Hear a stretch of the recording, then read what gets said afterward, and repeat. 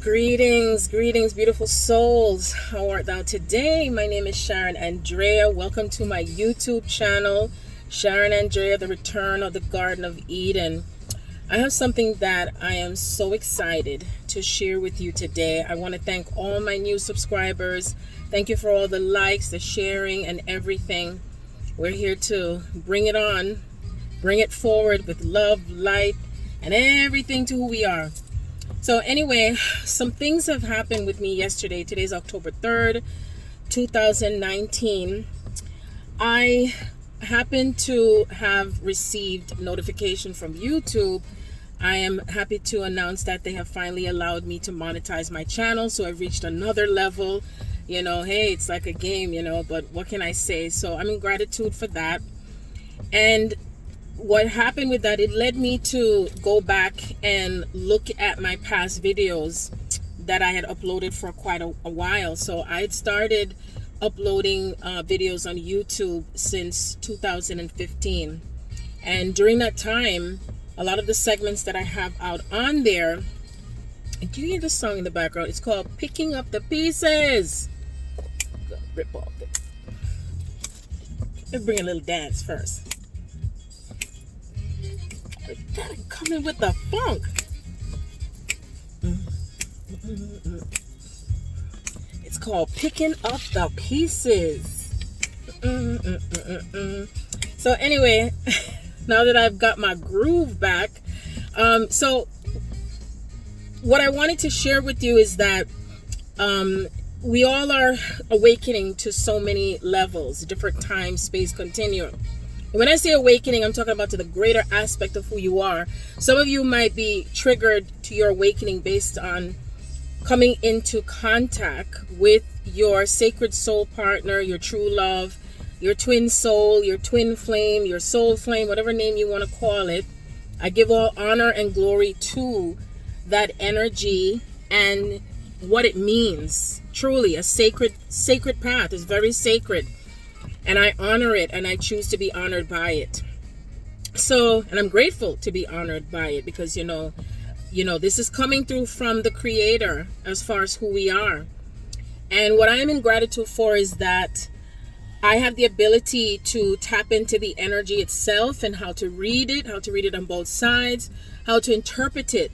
So that way, the way we perceive things to how it was before, that we can have a greater understanding of it and what it means individually and collectively.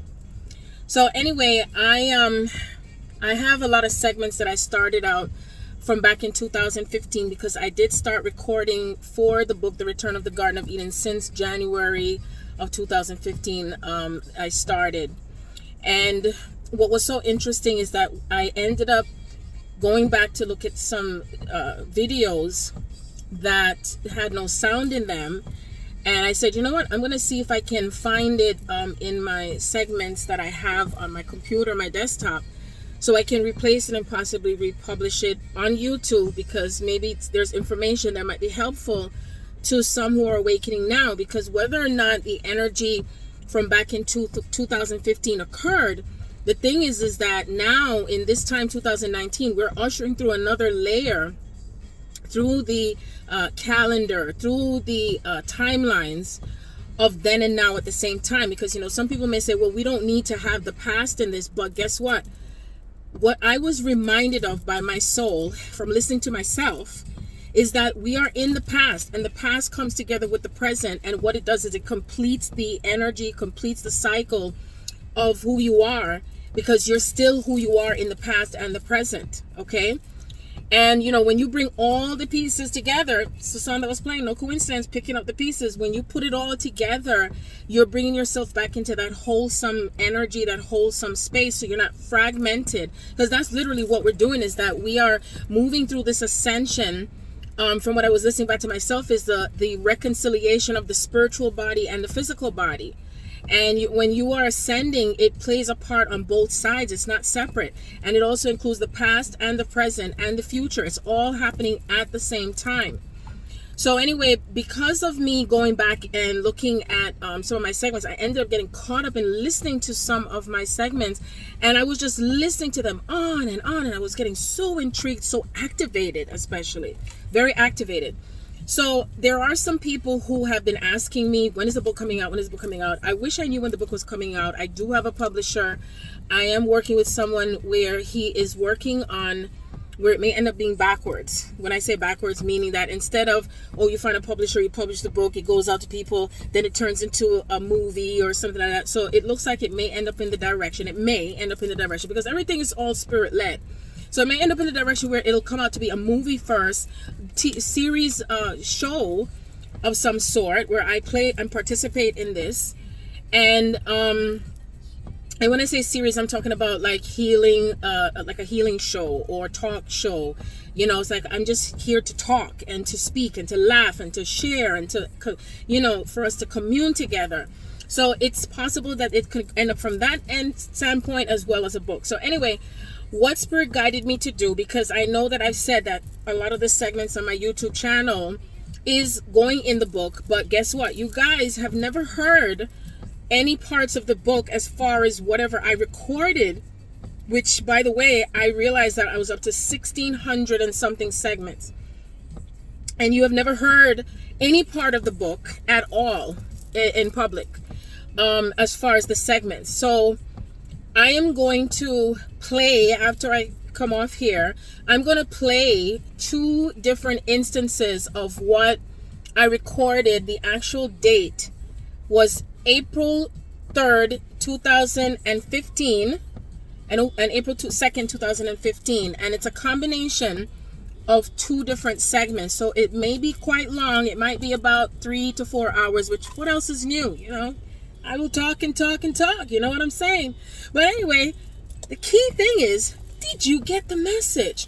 So I want you to understand, when you are listening to the segment, it's like I'm you know, I always say, you know, when you're listening, like for me, I love movies and I love mystery movies. And what I love about mystery movies, or any movie for the matter I'm watching, is I like to hear it from the beginning, you know, because you never know what clue you may get to what you're listening to and what may be coming next. You know what I mean? So when you're listening to me speak, I mean, for me, this was what it was like. It's like I just wanted to hear more. And it just kept, because I was literally channeling messages coming through from source energy, straight from the Godhead, straight from the divine. I was not in contact with hardly anyone. I was in my own element. I was in seclusion. I was really integrating more with, and I was in this power of my masculine and feminine energy. And I was just speaking and speaking, and it was flowing from so many different things.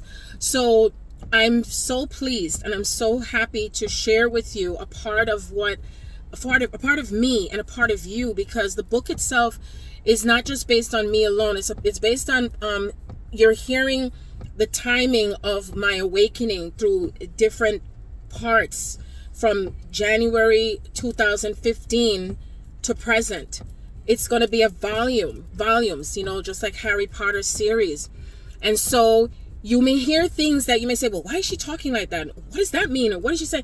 So understand that as you are awakening, you're awakening yourself to layers. We are integrating all the parts of ourself without necessarily negating it or how you perceive it and the projections.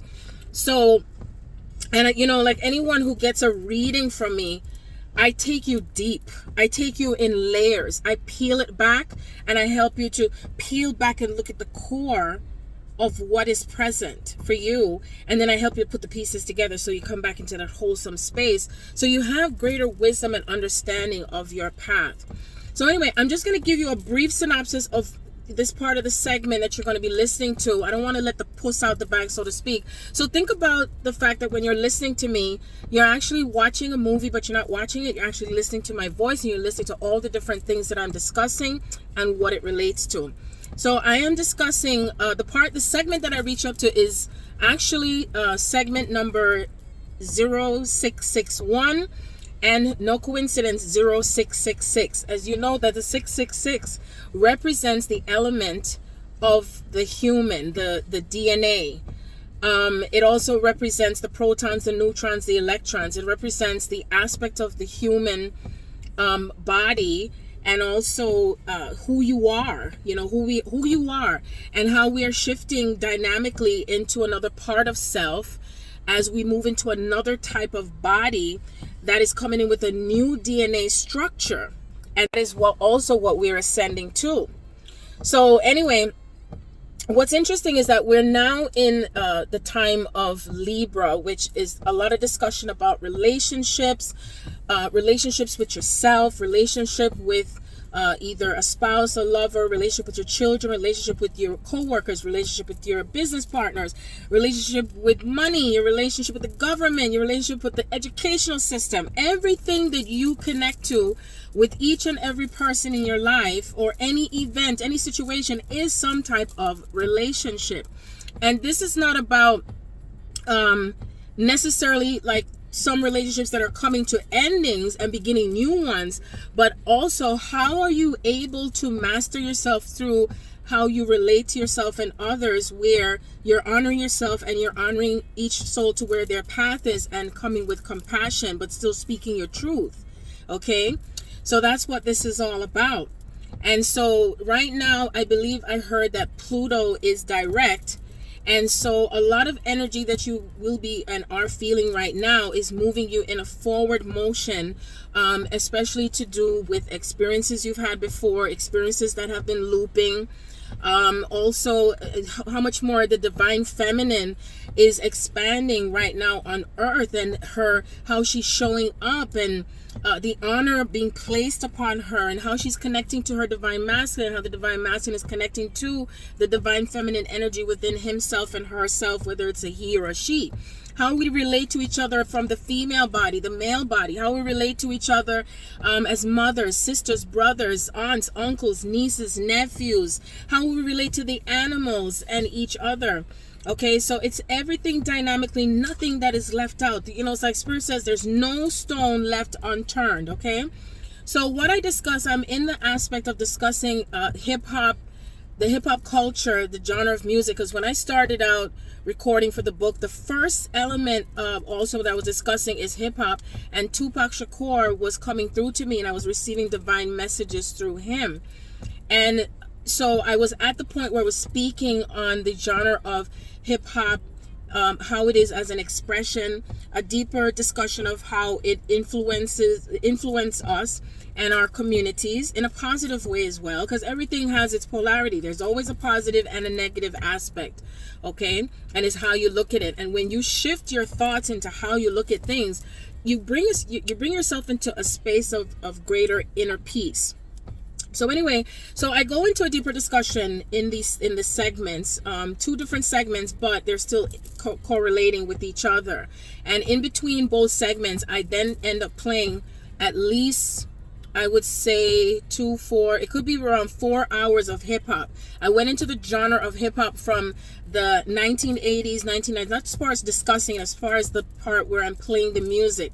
So you're not going to hear the music part because I don't want YouTube to, give me any worries or trouble. But what I am doing is I will be putting the entire segment in its completion on my Patreon account. You'll be able to look at it without being a part of the community, but it's going to be on there, so because I don't get so much flack with the Patreon community in terms of having music on there. So if you hear the first segment, and then once it ends, and you want to hear the music that I put, because this is my selection, I'm the DJ, I put the music together, and I put the genre of music from the 80s to the 90s, and the difference of what it means, because everything has meaning. The words have meaning.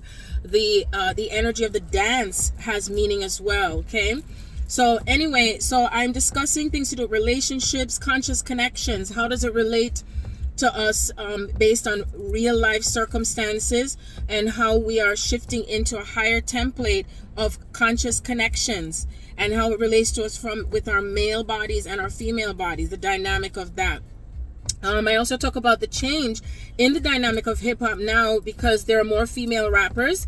I also discuss the changes of hip hop and how it relates to us with love, messages, relationships, and the exploration of our relationships.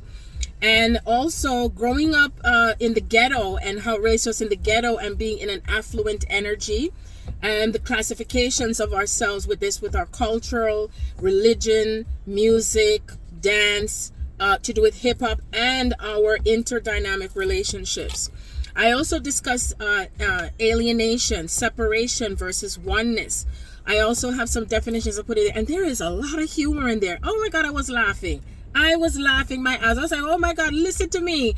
I was like, wow. So anyway, I'm discussing putting in definitions in there when I started talking about definitions in the book, because a lot of times we have taken in words that have come from our ancestors and our families and lineage, and we just repeat it, but we don't think about what does it mean, where does it put me in my own vibration. Okay, so it's good to look up the meaning of things instead of just always repeating them, and see what it means from a deeper level and how it relates to ourselves and our relationships. So I discuss the meaning of sin. I discuss about being whole and separate.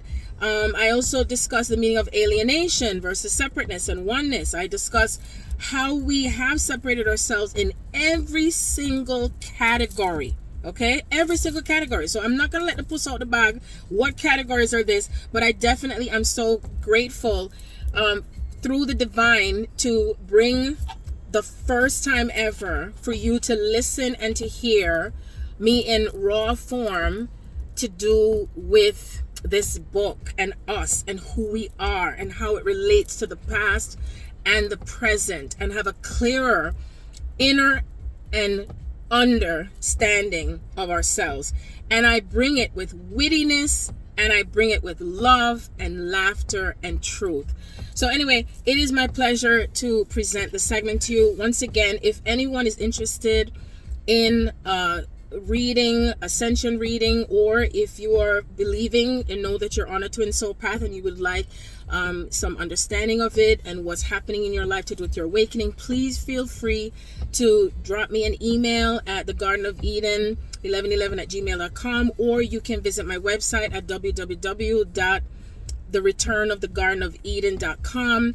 If you would like to send a donation of any sort, feel free to send it to me through my PayPal, which is using the email address that I just gave to you. And also I will leave information in the description box for any other methods or ways that you would like to submit a donation. I will be back on here soon, and I am so grateful to each and every one of you.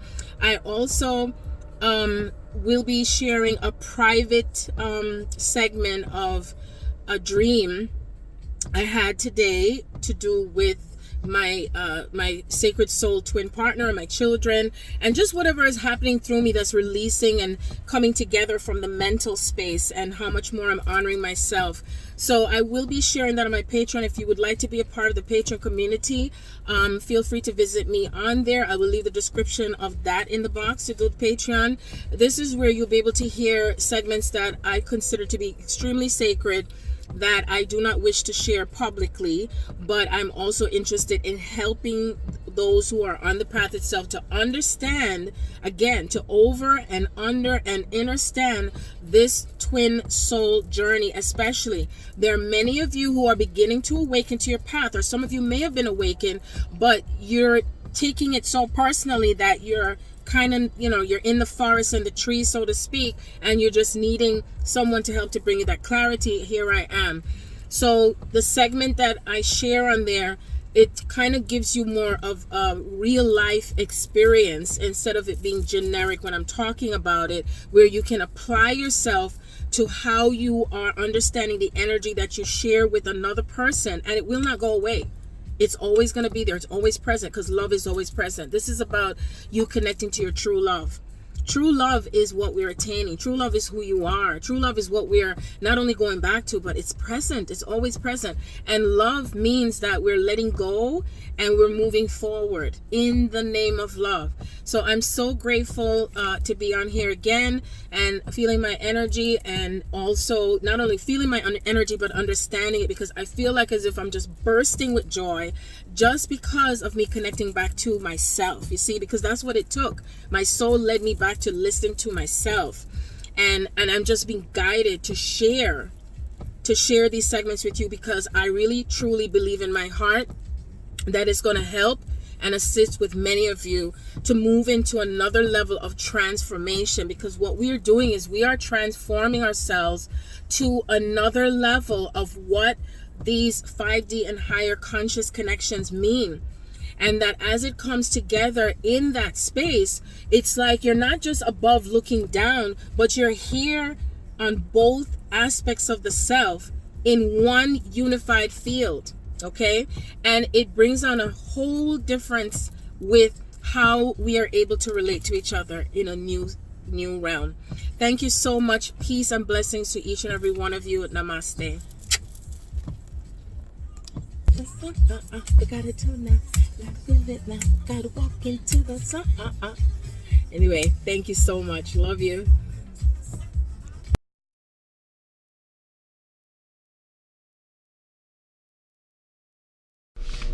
So based on my findings today, God has returned to the one with combining the physical and the spiritual. That is what I've realized, and that the mere act of making love is a part of the process to get back to the oneness as well, and embracing the false gods, which truly the false gods is the separation of God. But the separation of God is God. So that God, when God said that no other false god should appear before me, the false gods is God as well. So therefore, coming back to the one includes the false gods. And that's what I got from today. And true love in its form is a combination of the physical with the sexual connecting to the sun.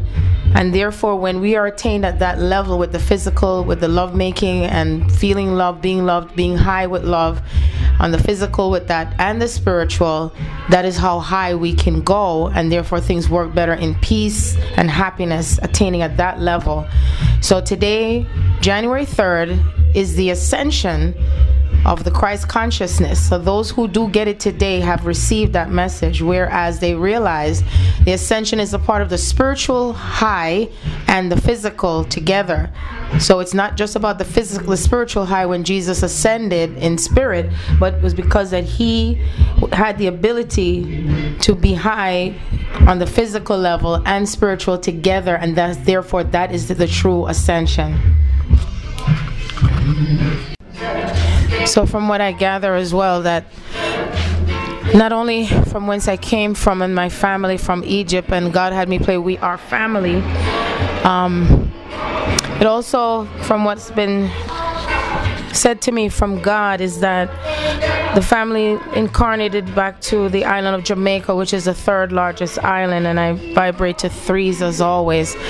And that island itself represents out of many one people, and that's a representation of God. That's why I knew that whoever I am connected to on the male side of me has to resonate with me with reggae, calypso, salsa, R&B, hip-hop and everything, because when I go to a Jamaican party, they're going to play everything. If I go to any other culture party, they may play one reggae song, so I have to vibrate to everything and all of me, which is all of that. So it makes perfect sense. And music is the language of the soul, and each artist that has sung a song and said something, there's a message. So God is talking to me through songs, through infusion of information, as well as the guides that I have with me. But God is talking to me as the direct head right now. I'm just really communicating with God, which I always felt as a child that my connection was stronger, straight to the Godhead. And God is giving me as much as I can handle, and still at the same time he's saying I can handle it all. That's why he created me with this being as this multitasker. Every time someone asks me a question, what are you doing? I'm saying, well, I'm always doing many things all at once, because God is many things at once. Hallelujah, I get that. So I will say that not everyone may be a multitasker, but at the same time we know when God says, be still and know that I am God. So God wants us to recognize him, because we put ourselves in a position like a chess piece, if we choose, of course, so that at the moment that God says peace, be still, he doesn't mean that we just get quiet and that's when you know God. God says, I want you to know me when I'm quiet. I want you to know me when I'm strong. I want you to know me when I'm a rebel without cause. I want you to know me when I'm excited and low. And I don't want you to stay low all the time, because I want you to appreciate and enjoy all the aspects of me. Me as a female, me as a male, me as gay, straight, married, not married, children, no children, everything. Hallelujah. Father and Mother God just want us to come together as one in unity with all things and everything. And when you get that and feel that, then you vibrate higher. So I give God thanks and the praise, and God says, as I sit down, I stand up. As I stand up, I sit down. So all those who are quiet are rising within themselves, and they're no longer quiet. And those who have been just roaring too much, God wants you to tame yourself and to balance out that yin and that yang. So I thank God for putting me in that place, that these experiences, that who I am, that both sides listen to me. Father God, that the ability that you've given for me to be able to permeate through each and every soul, as the quiet, as the loud one, as the this and the that, the fat and the small, the skinny Sharon and the fat Sharon, and the lively Sharon and the sad Sharon, and the depressed Sharon and the uplifted Sharon. I thank you for me and the children you have, that I have all aspects of me looking at me, so it's a reminder, and that they have also keep me grounded. So I know each one of us have a purpose, and we vibrate on all levels in different corners, from left to right, to up and down, and crossways and frontways. So what a great joy in receiving these messages every second of the day, every hour, every minute. How much more you're talking to me and everything. How much joy it feels. And today, as the snow fell, you had the sun shining day after day after day, connecting to the sun. And today was a snow day, and it's like a cleansing and a purity and peacefulness and quietness. And knowing that how much I've resurrected with the King, and the King is resurrected with me. We have risen and we have ascended. And we still have more ascending to do, but the point is that you're at the place, God, you're saying we're at the place where you want us to be. And even those who are choosing where they choose to be, that is still you and you're choosing.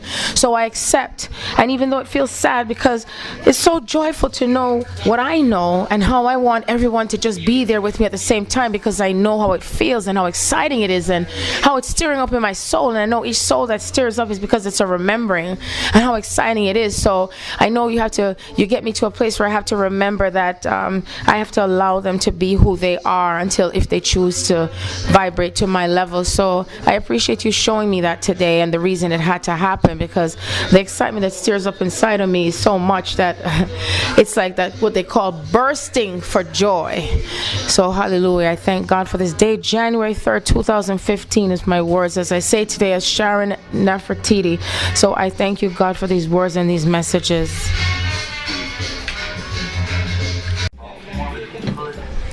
It's January 4th, 2014, and it has already been way after 12 a.m. The King has returned, and how God had him return on January 3rd, 2015. So I just want to say, the saints are moving things along. Moving things along as God says. And that's why God had me wear pink today, because the pink with the snow falling today symbolizes that love has returned. Love has returned. So as he is here, the symbol of love has returned, because the changes and the shift is taking place because of where we are in the leadership and what is going to change and what we're going to be doing together. So Father God, I want to thank you for this moment, more moments of discovery and understanding and wisdom, and where this is all leading me, and the information that I'm going to hear tonight. Father God, you're telling me to go back again. So when I listen to it again, I'm going to record it, so that way it is stated on the record what's going on, as me, as Sharon Nefertiti. Thank you. It's January 4th, and now I'm playing Studio One with John Holt. His energy and his spirit came to me when he crossed over to the other side. How all of the songs that he wrote demonstrated love, but not just loving someone, but being in love. And here I come across Change Your Style. The hooligans of the world that seem to think that that's how it works, but only love is what works. But it's not just that you're loving someone, but also being in love. Because when you're in love, you can't think of nothing else but being in love. When your stomach is like so excited with butterflies, and all your thought is on that person that you're connecting to from that cellular level as well. And he says it so clearly in his song, how when you're in love, everything is a great sensation. When love is in your soul, when it's spread across the nation. What a great message that he gave, which is what I'm trying to demonstrate here. When you really come back to true love that you're feeling, if each person was in that same position of experiencing and having true love, one with themselves and then becoming one with their king. Imagine what a wonderful, beautiful world would be. And that's what it was BC, before Christ, in the land of Egypt. And God is telling me that this is where it's coming back to that again. So the end of times was what was said back then, but the end of times is the end of the things that doesn't serve as God, because we are embracing who God is as the one. And those who choose not to understand, they will just leave because it's too much for them to handle. Because those who refuse, or they choose not to let go of the old stuff. And then there is some old stuff that God says that we do culminate, because I noticed that everything of myself in that past life, who I am, is exactly what I'm looking at right now in the physical. I took that part of me in my subconscious, in my thoughts, in my feelings, from the perfumes to the oils, to the candles, to the potpourris, the jewelry, the makeup, my hairstyles, my style of clothing, the baths, all of that is me from the past life that come together from lifetime after lifetime. And clearly I've manifested it whether I had the physical money to get it, because this is who I am. And that part of me is what I'm here to help women to accept myself, who I am, and they too the same. I vibrated as low as I could to get an understanding, so I'll be able to explain, so that each female can remember and find that empowerment within themselves, and that they don't continue to keep themselves lower because of what a man says to them. That's where their beauty shines. Your beauty shines from within you, not outside of you, and not because of someone. Do not let your outer circumstances influence who you are. Who you are is the grandest, greatest design that God has ever made. And it makes up the sum and the whole of the parts in that part of you. And it comes from your past to your present to the now. So keep listening to that Holy Spirit, because God is always talking. He doesn't shut off the light. He doesn't shut off the words. And the more you open yourself to knowing who you are and reconcile with your past, not just your past in this lifetime, but reconcile your past in the other lifetimes and the centuries ago. And when you feel like you're pulled together again, like how Humpty Dumpty just fell off the wall and fell apart, well, Humpty Dumpty did put himself back together again. So consider yourself to be that Humpty Dumpty, but not the big fat Humpty Dumpty, just you, the Humpty Dumpty. Not because of the color of your skin or the type of hair texture you have, or whether you choose to wear makeup or not, or whether you choose to wear a dress or not, or whether you cover yourself up. Show yourself, show your breasts, show your buttocks, show whatever that defines who you are. Do not let the outer world influence who you choose to be, and shine as bright as you can with who you are. Dance to your own beat and to your own rhythm. And this is what God has me speaking to you at this hour of January 4th, 2015. It's 4:59 a.m. and God says to me right now that no man is an island. No man is an island. Yes, I get it even more so now. As me, as the female, God says that I balanced out, and I have balanced out the male side of myself and the female side of myself. I am so exuberant and so filled with joy and acceptance of who I am, no matter what may have appeared to be my flaws, because I felt like I had to fit in like the other females, because I was the tallest girl in the class and I was always at the back of the line. And throughout the years that I attended elementary school, I was the smartest girl in the school, my entire school. And I felt like as if I should hold myself back because I didn't blend in, because all the others weren't as tall as me and they weren't as smart as me. And I always held within myself my hair, how I dressed and everything. And I remember myself being outward and inward at the same time, introverted, shy, and outspoken, but at the same time still trying to figure out people and how do I fit into these people. Until I realized that there was this part of me that was always like a rebel, always just have to say what I have to say, and that's the only thing I got in trouble for. Because I guess I saw how people responded to themselves and they were just being so fake. They weren't being genuine. They figured if they go to church that they absolve their sins because they're either confessing to a priest or they're telling the pastor or what they did today that seemed like it wasn't to his expectations. And of course to God's expectations. But what is God's expectations? God's expectations is your expectations. Why? Because you are God and goddesses of the earth. You are a part of God. You are the parts that make up that whole of God. And God said that He wants us to realize yourself, the self-realization. And when you're rising and reconciling in mind, body, and spirit. So you don't wait until you cross over to the other side to get it. So therefore, God's word is, I know myself as who I am and the knowledge that I have, but I choose to experience myself through you, through every aspect of you and me at the same time, in every level and every opportunity that exists, and the opportunity lies within you. God as the male and the Godhead is the stagnant side of God. He's stable. He holds things together. That song that says He's got the whole world in His hands, that is the stagnant God. Mother Goddess is rising because she's been sleeping for so long and dormant. And we don't give her credit for the thing that she does. And this is who we represent as the female goddess, as the Asna, as the Isis. As all of the goddesses of the earth that have existed from lifetime after lifetime. The earth, Mother Earth, yes, Mother Earth. She's taking back her form, and seasons are changing and times are changing. The females are to balance out the emotional side of themselves and how much more they shine within themselves, and also remembering themselves as the males that they are on the right side of themselves, the yin and the yang, the positive, the negative, the positive on both sides.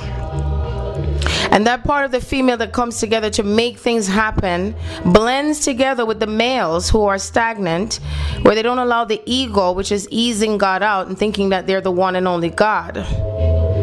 And that part of the male who balances out the female-male aspects of themselves because they let go and let God. Hallelujah. I get that part even more than the typical, oh, I let God and I let go because I let go of everything and allow God to just have things manifest. And the letting go still lies within ourselves, and when we come together as one. So even when we come together as one, even more magnificent when we're making love, how much more can God express Himself as coming as together as one? So when you come together as one and you are in love with yourself from both sides. So like myself as the female sees the male that's the reflection of me because we have so much in common. And when you see the signs of how much you have in common, but I'm talking about just about almost everything you have in common, except you don't have the parts.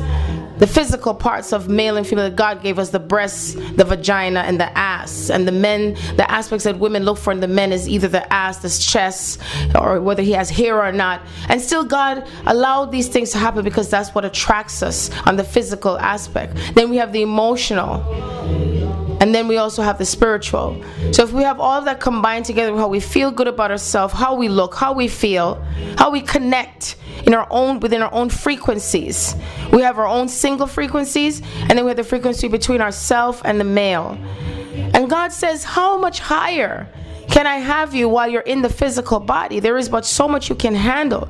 But when you do get to that place when you are reconciling yourself from the past to the present, and you're also feeling subliminal about yourself and shining so bright, and you're lifted up so much in consciousness, and your partner, your king, is lifted in consciousness. Oh my, how things work out so much better.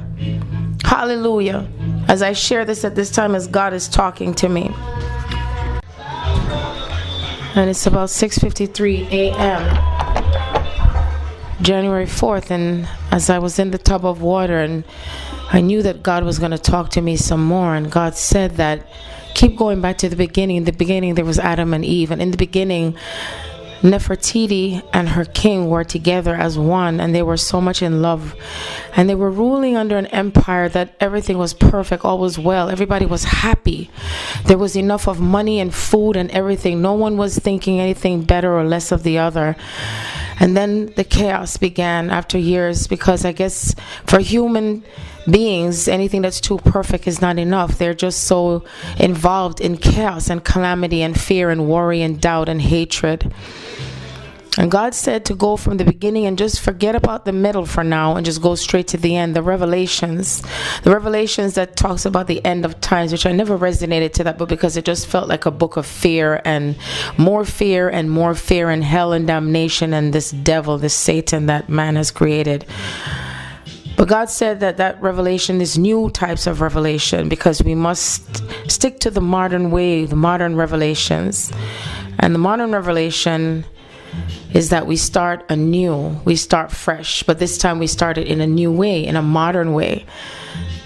And when we think about the time when we started with true love and the feeling of true love and everything and all is well, and then the chaos started, then there become that separation. And God said that I am the separation, and the separation comes back to the whole.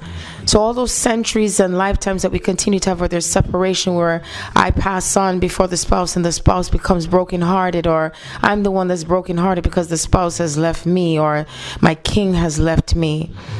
No longer shall we have to go through those experiences, because God said once you connect as yourself as one first, and then one with your king, hallelujah, now joy returneth, the happiness, the joy, everything is free again. Remember when God created Adam and Eve, they were in this garden, this beautiful garden, and everything was free. They knew not anything of their nakedness. They knew not anything of what they didn't know. And alas, the parable of the apple that was eaten, and then their eyes were open. Because their eyes were open because God said, I want to know myself as myself through you. So therefore I open your eyes and I give you all these centuries to figure me out as me through you. And now that the oneness has come back and we're all following behind each other, realizing ourselves as God, self-realization, we know now what is the key, what is the formula, what is the key for peace to come back, and happiness and joy and the flourishing of the earth, the dualities. So saith the Lord. Thank you. I've been inspired now even more to know the title, or close to the title of my book. My book, the book that I told God, well, God, you know, if I'm going to write that book, I must have to start from somewhere. Where do I begin? Where do I begin? I always ask God that question because I knew I was going to write a book. And then God spoke through my spiritual sister, Cheryl, who says, Sharon, I hear you speaking. Your book is not going to start by a written book. It's an audio book, because your voice, and people hear your voice and they're going to feel my passion, what I was going through. Because when you read a book, you're reading words. It's just like texting. I always feel that texting and emailing is at a lower level. The highest level is when our eyes are open and we're speaking from the voice and we're feeling each other vibration. And then the highest be past that is when we're tuning in connectically, telepathically, as you call it. Yes, the fifth dimension. So now I've decided the lines of my book will be about, because I kept telling my children, everyone else, how to have a healthy relationship. It's not just saying I choose a relationship, but what kind of relationship do you choose? Do you choose a healthy relationship or a chaotic relationship with your king and the king to the queen? And I always kept feeling the key to that healthy relationship is God is in the midst. And God is who? The sun that shines. Yes, that sun shines, that God. The God, that sun shines on us and through us and around us and surrounding us. Yes. And that healthy relationship starts from us first. Always back to within. Cannot start without. Outside of yourself, counting on or relying on someone else to tell you how you should feel and where your joy lies, because each of our joys are different and separate, not one better than the other. It just exists as it is, even as two females who are females that have the same parts of the body, but they each have different experiences, different thoughts, different feelings. And we all tend to seem to want to follow someone else's feelings instead of our own. We all vibrate to different frequencies, sister to sister, mother to sister, mother to son, mother to father, father to cousin, cousin to aunt, aunt to uncle, just different frequencies. If we allow ourselves to just be and to live and to understand and not judge one another, also, that is how we can have healthy relationships that start from the beginning with parents, mother, father. And then they have their children, and their children also grow to meet others. And then they have their spouses, and then it goes on from generation to generation. So that's where we started from the beginning of Adam and Eve. The male, the female, the goddess, the god, the priest, the priestess. Hallelujah. And the separation that took place after that with broken marriages and slavery and being torn away from their spouses. And then what happened? There's a creation of illnesses and wars and diseases and famine. Those are the plagues. Those are the plagues that continue to follow from generation. If we do not let go of those things that do not serve us, including the past, and what may seem wrong to you, it may be right. And what may be right may be wrong. We're not to hold on to the things as far as what we think about beliefs, but more stick to your consciousness. That's what we should stick to if we choose to want to make the world a better place. Every artist, every author, every single one of them speaks of love. It comes back to love in order for things to change. And we have to start to change within ourselves. And we don't have to beat ourselves up over it anymore. Just become the change. You don't have to speak it anymore. Just become the change. Just be the change and feel the change within you. And then others will see you and see themselves through you. And then they too will start to change. They're not going to follow you because there's no more following anymore. Those follow days are done. God says we're going to continue to ascend as masters, one on each side of the other, and vice versa. Hallelujah. So I'm recording again, and it's January 4th, 2015 at 7:15 a.m. I'm able to talk with God and get all the ideas and everything that God wants me to talk about at this moment, because I'm not getting any communication from anyone right now because most of everyone is sleeping. And this is the best time too that I can get to focus. And God's saying I must continue with this because I have the physical matters that I must deal with in this coming week. Thanking God for the glory and the honor of everything coming to fruition finally for me, because God told me not to worry about the temporal stuff because everything else is coming through for me. Manifesting is all I'm hearing. It's manifesting in so many different ways, one after the other. Hallelujah. How wonderful it is when you're at a place where you just don't worry about anything at all. I mean, an auction sale is supposed to take place next week, and my light is to be paid over $3,000, and my car payment is due, and it's just enormous, how enormous it looks. And God says, I am able, and everything with him and her is possible. I am doing God's work, the work that I have such a passion for the truth. The truth is what always emanates from me. So as I said, the beginning of my spiritual love life is what had to be reconciled with the physical. Hallelujah. And I had to think and saying, at what point when this awakening occurred even further for me, and I had to go back to the date that God said when I was coming back home from Bed Bath & Beyond with the children. And this was on January 1st that this awakening occurred to do with the love of my life. And as I drove all the way home, and I was on the mountain in Pomona, and God said that Ivan was and is the king, and you are the queen. And I said, what are you saying, God? And then I felt a quickening and a surge of energy and light just come through me. And when I came home, I just wanted to dig and find more information. This is how God just pokes us and prods us. But then this was more than a poke and a prod. This was like a surge of electricity, like lightning, and everything coming together, and like an awakening into a high level. And what I'm about to say after that, I'll get back to what happened after that. But I'm writing and speaking about the dreams that I had, that I spoke earlier to my Aunt Denise. And I don't know how much she received it in her spirit, but I still spoke it. I hadn't had any dreams for 2 to 3 months that I could capture and remember. It was just slipping away from me. And slowly it's happened to the point where I couldn't remember any at all. And the last time I had a dream was on October 27, 2014. I dreamt that my mother came, and she was sitting at the table, and I was joking around with my brother, telling him how he was conceived with this steel back end. It was a private joke. And my mother came to me in a dream that morning, preceding that Sunday of October 27th. So obviously I had the dinner in my home. October 26th was a weekend. And she stood by my big screen TV and she said, "You're going to get married to the man who's extremely industrious or very industrious." And then she's proceeded to say that I'm going to have one more child and that would be it. And I thought to myself, wow, 6 children. It's amazing. I went inspired again, and surge come in me to go back at some point to look at all the dreams I've had, and each one of them indicate that I had 4 boys and 2 girls. And I was like, wow.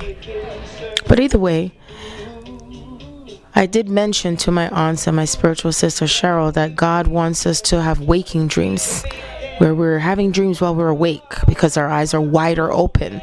When you're sleeping, it's so relaxed, yes, but then it's giving that energy that, oh, I'm lazy, I don't want to figure anything out. So I just rather God give me a dream so it's much simpler for me to figure it out. But God says, no, this is how much like we're stretching the rubber band. We're stretching that muscle. It's just like exercising, you know. They said you stretch your legs and everything before you start to walk. You got to use that muscle. You got to use it. You can't just have it sitting there dormant. So God finally had me had dreams again. And it started again on January 3rd, which I said was a different type of ascension. My Aunt Denise started having her dreams again. Clear. She was talking. I don't know if she realized she was talking her dreams so much like she was telling a story more than she had ever before. It was so vivid for her, I can tell. The same was for me. So either way, God told me that I was to start on these waking dreams, where our eyes are open, thus the Garden of Eden in Genesis. We pray with our eyes closed all the time. So why not pray with our eyes open so we can see the light of Christ that shines within us instead of our eyes closed while we pray and talk? The younger generation, they're full of excitement. They're full of more joy, and they're more radical. They more take things into a different direction. And those who choose not to go towards that direction will be just left behind and lost. So we go through in modern times with things of how we deal with life. So what if we start to pray now with our eyes open, and instead of bowing down to confess, we stand up and rise to confess about ourselves as God and how awesome you are.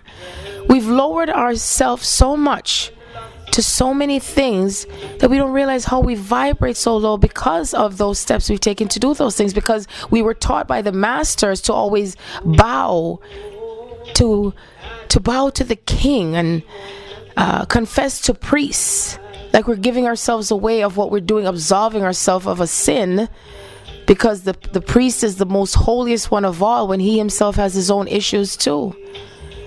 Instead of thinking about how can I just talk to myself and get through things through myself as God, giving it the power to someone else, and thinking that we're confessing and bowing to someone in a physical form that will be able to help us, and then we go and commit another sin, as they call it, and then we go back again and again and again, and then what? We pass to the other side and come back again with the same story?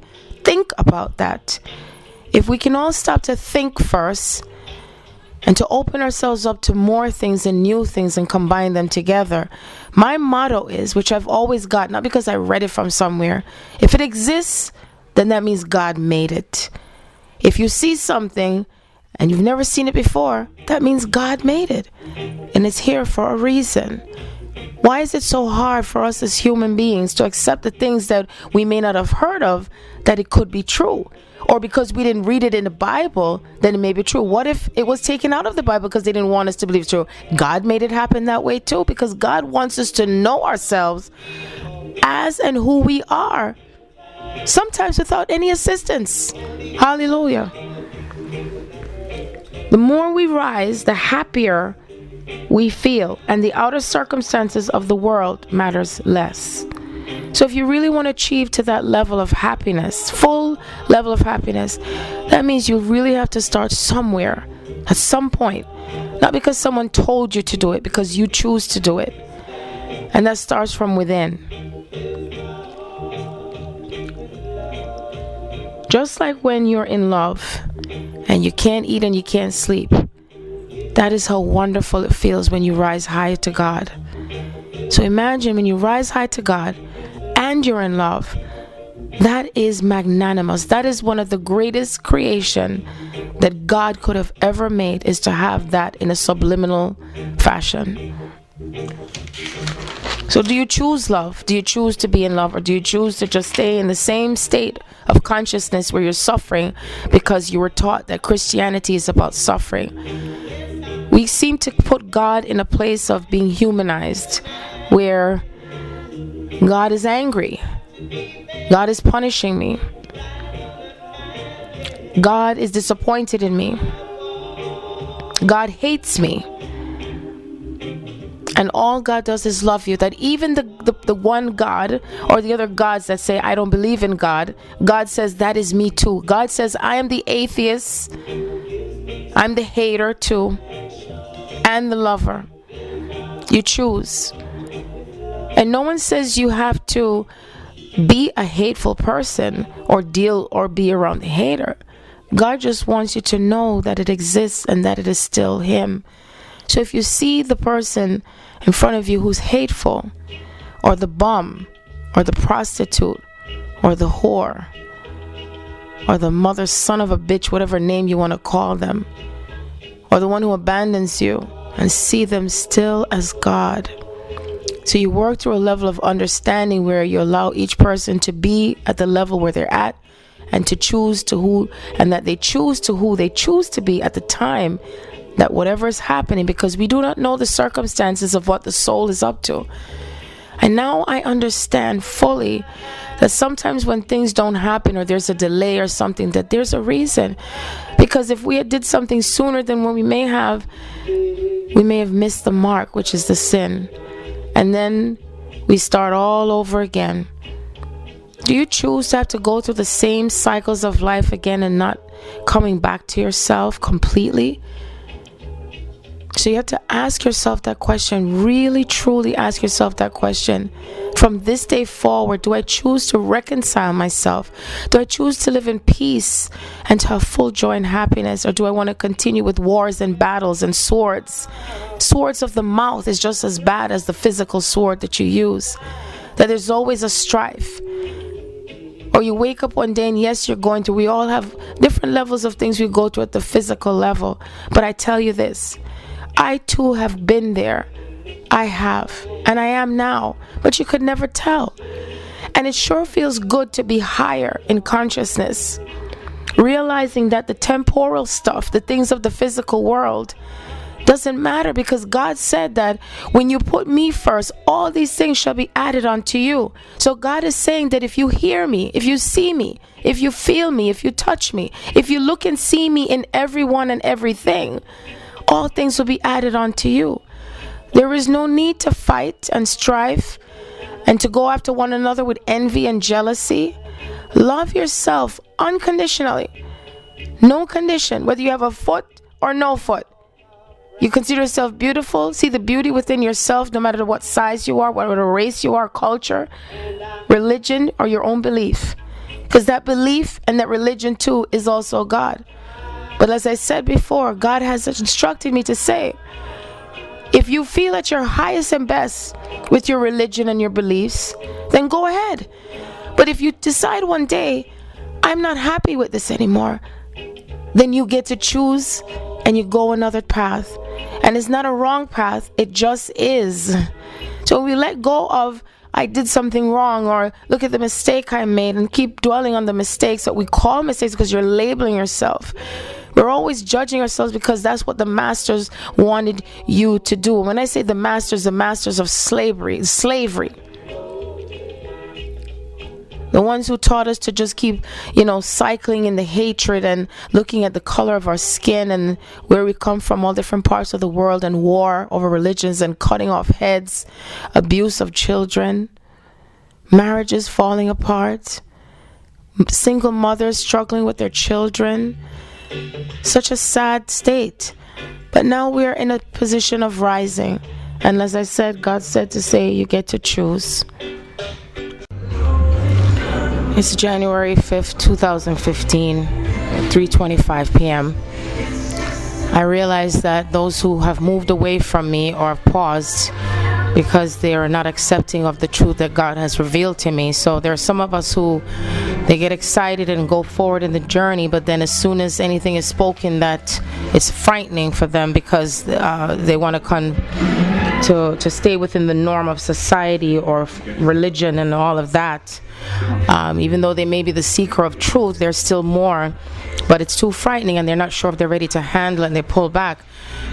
And it is, once again, God says to me, it's the nature of man that things that may seem normal and all of a sudden it becomes heretic or becomes blasphemous, and therefore they create the devil and say the devil said that and the devil created that and it's not of God. And still they go back to the ways of sin, missing the mark and not understanding who God is. Hallelujah, that God is revealing this more and more through his divine wisdom and glory and honor that I give to him for appointing me to be able to give this information in a whole new light, and all the soldiers and followers who I have connected with that has given me this information that I remember and it's retained in my thoughts, in my memory, and within my solar plexus. Because right now my chakras are fully open. I'm fully open to everything and all things of God and Christ Jesus. This is such an awesome experience, I have to say. An awesome experience as myself, as Sharon completed. My name Sharon, which I also started this journey with God on a different type of Exodus and the Genesis of the Bible. Yes, this journey of Genesis and completing it through the Revelations. Hallelujah. Therefore, God also gave me a second dream. The first dream was where I was around that table as if it was like the 12 disciples, but it was a different modern type of 12 disciples because it was male and female and they were sitting not in any set sequence. And when I said, "Queens, rise, rise, rise," and they all looked at me strangely, and all of a sudden 3 queens started to rise, but there were some that remained behind because I guess they were not fully ready and capable. And they rose and they burst into such a jolt, just like what happened to me as well. And when the spirits flowed through me and all of this, the chakras was open up on the sunlight, and that burst of energy and connecting to the godness and the oneness was absolutely incredible. So it's like we were gathered around this table like the Lord's Supper, pardon me. It was more conventional, more modern. We were eating, listening to music. And my college friend Marilyn was by a computer playing music. I was surprised that she played music. And this young, dark female was sitting right next to me. And as I said, "Queens, rise, rise, rise," she jolted, and so did the others. And the males that were looking, they were so surprised at how did I do this? And I said to God, should I continue? What do I do? Because I was a little nervous, would I be accepted for what happened because of the power I had to be able to pull out the queens and rise them up. And God said, continue, because it's okay to do it now. I grant you permission. So I continued, and I started to then say, "Kings, rise, rise, rise." And they rose, but they rose at a more subliminal level because they knew they had to connect to the queen. And it's 333 right now, and that's God telling me I am on track, I'm on target with everything that I'm speaking now and continue to speak. Hallelujah, I'm aligned. The males were now awakened, but they were more calm, because you see, God is revealing to me that I come back to the same thing again. With the queens, they have to be risen first, and then the males, they don't follow, but they stand right by them, and they're more calmer. And when they're more calmer and peaceful, because they're vibrating to their sexual energies and everything like that, and everything remains well. There's no chaos and disruption in the world. The greed and all of the stabbing and killings and murders and axing off of heads cease to exist, and there's peace that reigns in the land, and we all gather up and we attain the riches and the glory that God has given us from the beginning with Genesis in that Garden of Eden. And that's where we are heading. That's where we are. The earth is taking back ourselves. The Garden of Eden has returned. The Garden of Eden has returned no matter where you are. God said that the Garden of Eden is everywhere. It's not just in Africa. It is everywhere. It's in our homes, the Garden of Eden. The Garden of Eden returns to whence it came from the beginning, and it will no longer be any separation and all this chaos. So as I continue with the dream, the females, with having that jolt and pulling themselves and aligning with their position of power within themselves, So this young brown-skinned black American guy, because Spirit said he's black American, meaning that this is something that started from when the slaves came over to the United States of America, and they then wanted to change and say that they're African American, and I never accepted that position because I said to myself, but I've been everything, why should I say I'm one thing? So I always check other, because other to me symbolizes myself as a West Indian. But now God says, now you know why you checked other. God told me, you do things and you don't even realize you do it. Is because that part of you always just knows and it just goes by it. I always question God about certain things, but not everything, because I just did whatever I felt the power and the energy within me to do. But I still know and recognize it as God as me, and God as me, and me as God. And as I go further, this young black American guy, he looked like he was in his late or mid-30s, asked me, how did I do that? How did I awaken the queens? How? And he wasn't afraid. He felt comfortable because of the fact that it happened. He'd never seen anything like that before, because I guess however he was brought up within his family, it wasn't acceptable. But for him, it felt like as if he fit back into his shoes that he wasn't sure where it came from. So I was able to awaken him and the rest of them like that. But this was a more personal conversation with him. So he touched my hand and asked me if I can tell him what was our relationship like in the past life. He was very open and eager to hear my response, and I tuned in and told him I felt peace with him and the relationship we had. It was a relationship of utmost admiration and respect he had for me. It didn't feel like a sexual relationship, more like a deep bonded friendship. And as I tuned into this man who came into my space of dreams, he was also one of those who were a part of the discipleship, the worship, the fellowship, the coming together, the connecting. So we kept things in order with peace, love, joy, and happiness. He too was a king who has taken back his throne. And wherever he is right now, he has returned, and we shall all be connecting together. The 12 and the 12 and the 12, because God said there was more than 24 disciples. The Bible just brought it down to just a small amount, because I guess if mankind was to expand of how big God is, it would be too much for them to handle. So they wanted to just have it broken down to 12. And also the fact that they only wanted it to be males, because the males wanted to take back their power from the females, and that's where the chaos began. And once again, this conversation is not about who's better than the other, male or female. This is about balance. This is about balancing ourselves as males and females. This is about knowing what works, what transcends from one to the other, left to right, up and down. As I had said to my Aunt Janice, I said, you are the one that's on the path to do with the religionistic side of things, because I'm not saying that God's saying that there is no religion, because God said if there isn't a religion, then I invented it too. God says that I want to have all aspects of myself, the Protestants, the Baptists, the Jewish, the Palestinians. Yes.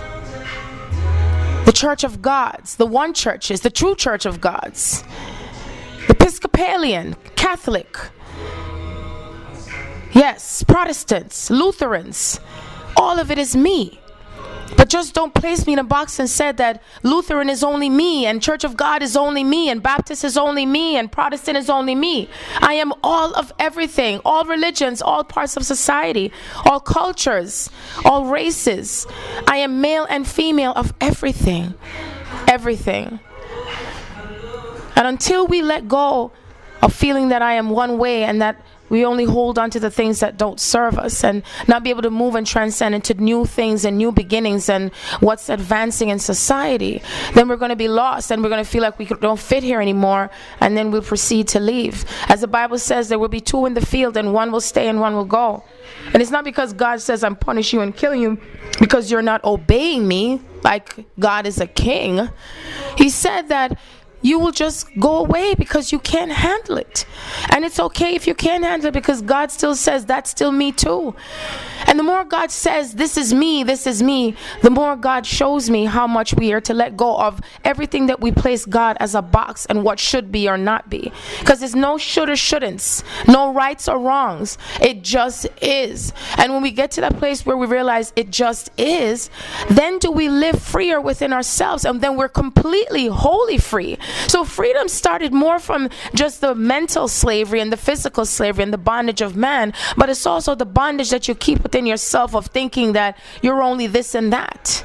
and not the all of everything. We are the all of everything. We are the parts and the sum of the parts. If we're in the ocean and you're in this big body of ocean and someone brings me a cup of water and everything and I drop that water in the ocean, am I going to be able to decipher what part of that water was in the ocean? Or is the water just going to feel comfortable within the ocean because it knows it's still a part of water? It may be of a different substance, a different type of liquidity, because the ocean water is salty, but the clear water is not salty, but still it still makes up the part of the ocean because it's still water. So we as human beings have to understand we're still human beings. We eat, we drink, we sleep, we use the toilet, we give birth, we transcend what we call death. We do all the same things. So what makes us so different? Because we're different colors, different shades, different heights, different size, small, big, large. So we accept ourselves for who we are. And of course, if you feel that you're not comfortable in your skin and whatever, just embrace yourself and see the beauty inside of you. The way to the world starts with you. The changes to the world starts with you and me and I. And God says, remember, I am the Father, Son, Holy Spirit. I am the one and the all, the Alpha, the Omega, the beginning, the end, the first and the last. Yes, that's right. And as I go further into the relationships of what I was talking to this young man in the dream, and I thought and I said, wow, how the circle had completed because of this discipleship around that table. It was, like I said, a conventional supper table that I was having. And all those that were present weren't anyone that were familiar to me. We must be outside of the box and thinking that because you have your family, that's all your family. No, our families extend to beyond the blood families, because we've all been together. It's just that one mother couldn't handle having all these kids all at once, you see? So we're still not separated. Because even if someone becomes sick and they need a blood donor, do you think it's only the family, the immediate family can help them? No. They look for people who can donate blood. Does it matter to that person if they're related to them? No. Because all it is saving a life. So this is how we must think and believe in order for peace to reign, to keep separating ourselves, thinking, oh, this is my family and that's their family. No, we're all family. You know that song by Sister Sledge? They got it right. Listen to it again. God told me we listen to songs and the beats and the rhythm, and it's so wonderful, it's so delightful because we feel good. Now it's time for us to listen to the words of the song. Say, we are family. I got all my sisters with me. And they weren't talking about sisters, blood sisters. We're talking about sisters, are the female sisters. Females, rise higher and connect with one another. And realize that the connection you keep is what keeps the connection that we have with our King. So we no longer are serving the masters of deceit into thinking we're less than. No. And it's not a matter of empowering and taking over. It's a matter of blending and coming together. It is April 2nd, 2015. So I'm still living in my April 1st and also my April 2nd at the same time. So April 1st and April 2nd. I'm going to take a pause and read from The Science of the Mind. I haven't read that in a while, so the Spirit is guiding me to read The Science of the Mind. And the title is Bigger Than You Think. Maureen Williamson, who wrote A Return to Love. It is not our darkness that frightens us, it is our light. The Science of the Mind says, Almighty God, everlasting good, eternal Spirit, maker of all things and keeper of my life, thou art all. And that's on page 549. It says, what if you're bigger than you think? What if your life is more than you can even imagine it to be? What is your current collection of struggles and problems and issues that take so much of your time and energy? We're all simply trying to point you to your greatness. Lately, when I'm teaching or giving a talk, I'll hear myself say, your problem is your path. What I mean by that is that our problems and challenges in life are here to reveal a greater reality. I know I have faced many difficult things in my life. There have been times when my abilities to figure it out were fruitless. Somehow I made it through, and in doing so discovered a greater confidence and truth in my own being. And I was able to make it through only by connecting to a power greater than I am. As Dr. Ernest Holmes used to say, the paradox is that this divine and unlimited power is greater than who we think we are. Who and what we actually are is this power. We are individualized expressions of the limitless love and light of God. Often it is only when we are brought to our knees by life that we can look beyond the mundane and human realities and glimpse the truth. God is here. All is well. And the affirmation is, today I surrender to the power of God. I open myself to have God's love revealed in, as, and through my life. I expect great things. It's so awesome because I went to this party on the weekend, on Saturday. I wouldn't even try to figure out what the date was. I look on the calendar. It was March 28th. And I met this young lady who I've met her before.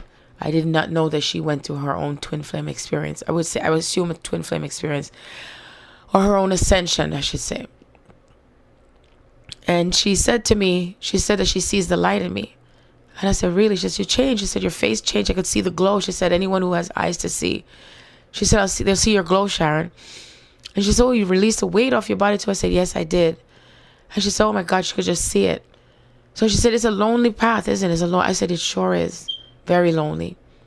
I said, you're seeking and it's like everything in the universe just stops you from trying to contact anyone or thinking if anyone even understands your path. And the difficulties of the struggles that you feel within yourself and what you're experiencing, and even what you know, what you think you may know or may not know. It's always questions and answers, and more questions that come with answers, and then more questions, like you go in a circle, so to speak. And she said, yeah. She said it got so bad to the point where she said, you get closer to God because you just go down your knees and you just bawl your eyes out. I said, oh boy, do I know that. I said, I will not forget what I experienced during my depression. I didn't go down on my knees and bawl, but I sure did fall down, and I bawled. And I bawled and I bawled. I was in my bed and I bawled. I never cried that much. Not even when my mom passed away, when you go through the experience of physical death with someone that you love. Because I remember it was a long, long time before I even experienced what it was like to lose a loved one. And the first person to pass in my family for me to experience that was my grandfather. But I was at peace with that because he lived out his life to, the best that he could. And, he had years into his existence on this earth plane. So it wasn't as painful for him to go because I knew he was suffering in his own way. But when I experienced with my mom, that was hard, because at the same time I love her, and at the same time I knew she had to go because she was in so much pain. At the same time I had to grapple with the part where I won't be talking to her ever again. And then I had to grapple with the same point where I was happy for her because she was on her new path. And at the same time it was painful. At the same time I wanted her to go because it was so much pain and it was so much things that I had to do with taking care of her and my household. But then I didn't want her to go. It was so confusing and so hard, so difficult and so joyful at the same time. What a dichotomy of life, and life and what it is, and death and life and death and life and life and death. And there is no death and there is life, and there is life and no death, and there's death and no life. It's like, wow, what do you say? How do you teach someone? How do you explain it? There are some explanations and there are some that are not. It's like every time I ask God a question, then it comes back to an answer and it goes into another question, because that's why I said it can go on and on, I call it like a ukulele. But it was joyful to have someone to talk to and relate to in a short time, because we were at the party, that I said, God, please send others into my existence who also have or are going through, so I wouldn't feel so alone. You see, so God still answered my prayers. God still provided a physical being to help me on my path and my journey. And then it is such a delight that the relationship with my twin sister is getting closer, because of what she's experiencing and I'm experiencing. It's like we're living double life. When they say somebody's living a double life, because they're living one life as themselves and then with someone else at the same time. But in this case, it's quite a different thing, because, I think about the twins with the double mint gum, and here she is, my twin sister, and it's a double effect, because it's transcending from her relationship with her husband, mine with my twin flame. But I will get to that later. I want to just finish off with what I was discussing yesterday and hip hop and all that. And I wanted to break in between to go into, to come into the present moment with what is happening. So therefore, just remember that you are bigger than you think. And remember, to the mothers and the families who lost their loved ones through acts of violence or injustice or indifferences, that there are bigger things that are happening more than we can realize. And God always has plans, and so do we. And we make these plans with God, through God. And you may not remember. So our loved ones, it may seem like it's a sacrifice, but it was, I wouldn't say it as much as saying sacrifice, because it was just an agreement for us to all get through to all the things that we have been experiencing, and is bigger and is grander than we could ever dream of, because we are showing ourselves as how grand we are with going through the experiences that we call difficult and struggling and trying to figure ourselves out and trying to figure out people. But there's nothing for you to figure out. Just be. Be, and keep yourself surrounded with positive energy as much as you can, as long as you can. Positive people. Keep your prayers in the mix. Keep your head up high. Lift yourself up high as much as you can. I told my girlfriend Marcia today, I said, be happy that you're in a truck. I said, no wonder I changed my venue where I started driving trucks, because I'm up high. Everything to do with being up high is where my spirit leads me to, even if I wasn't conscious of why. So that tells me that my conscious spirit, through lifetime after lifetime, well, all the lifetimes, since, because it had to be lifetime after lifetime, because as I remember myself as Nefertiti, I keep seeing myself with this force, such a force beyond a force. I was just so strong within myself, and I'm like, wow. I said, I stand strong with not only standing up for myself, standing with myself with God, as God, through God. And I said, therefore, that strength and where it comes from is not just me. It's this force within this force. This is the grandest force that you can ever. So therefore, with this force that we have, there lies the power that we have within ourselves to do and to be all the things we choose to be, and to get through it, not to stay there. It's not coming to me. I'm not the victim here. I'm getting through it. So I'm getting through it. I'm in the midst of it, and then I'm getting through it, and I'm out of it. I said, bye, see you. I know how it feels. So just know that you too will get through all of this. And one of these days, your pain will become like a laughter for you. And you can say, I can't laugh about my child getting killed. I can't laugh about my husband being, with injustice and everything. I said, I only say you can laugh through it because you're going to hold on to more of the memories of the great things that have occurred with each person, and the great things of what you've accomplished because you got through it. And therefore, when you tell the story, you have a little story, and you can laugh through it and say, ha ha, ha ha, hey, I'm still here. I'm still standing. Whether you're in your body or you're outside of your body, because you're not your body. You're you. That's what matters. You are you. You are truer, and you cannot be any truer than who you are. And you continue to be who you are, because you are being truer to the you that you are. So I'm going to read today, Joy Supreme.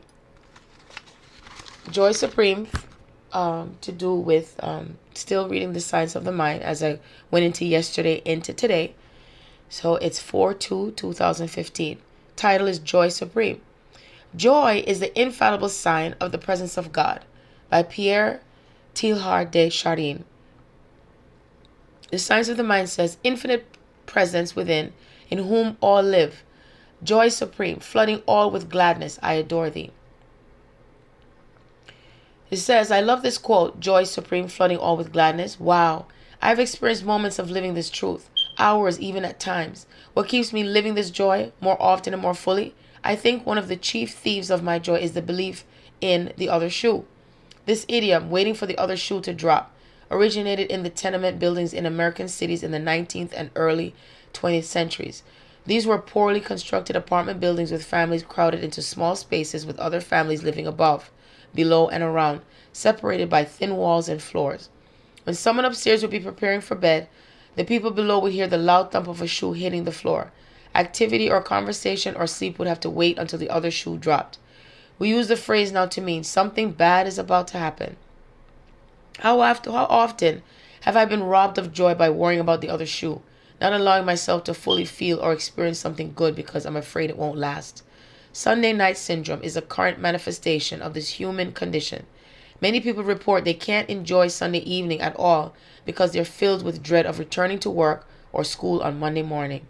What if you could let go of the belief in the other shoe. And the affirmation is, my soul is flooded with gladness, and I experience the joy of God in all of life's moments. The big moments, the small moments, and in all moments in between. So I love the reading from this too, because I know why God allowed me to read this today, and I hadn't read the Science of the Mind for a few days. So even as I read it now, this is the first I'm reading it. I didn't read it before I spoke it and reading it to you. And I think about, that shoe, waiting for that shoe to drop. And I think about all the other adages of what people say all the time in anticipation, because they always anticipate that something bad is about to happen. And that you don't realize when you say things, listen to what you're saying. Listen and be conscious of what you're saying. Because there's some people who say, oh, what's going to happen next? Oh, something next is coming. Oh, something bad is about to happen. Why? Because once this happens here, then I know something bad is going to happen after this. And you don't understand, you're just spiraling yourself in a direction for something bad to happen because you expect it to happen. Or that you think that because you're having a bad day today, oh, well, I guess I'll have a bad day tomorrow too. And so you develop that pattern thinking. And so when the day comes that something bad should have happened, then you start putting it out there again. Well, normally something bad is about to happen. But, the day's not over yet. Let's see what happens. So you're already putting the order out there that something bad is about to happen because you always anticipate for it to happen. So therefore it shall happen. And always when something happens, oh, what's next? So you're inviting it to come to your reality as next. And next comes in with what you're anticipating bad to happen. And, the other shoe is going to drop. So it's time to let go of some of these beliefs, because all of that creative energy that you are creating is where it comes back to you again. You are the grandest co-creator that could ever exist. You are creating things and co-creating things all the time. It starts from with your mind concept, and some of us go outside of the mind, and there's the thought concept. So they work hand in hand. And then the feeling, now that's the other next wonderful thing, which I feel is always the strongest, is the feelings. So when you say, I have a funny feeling something bad is about to happen, then the funny feeling of bad supposed to happen is exactly what comes right into your space. So be conscious and be mindful. Be wise.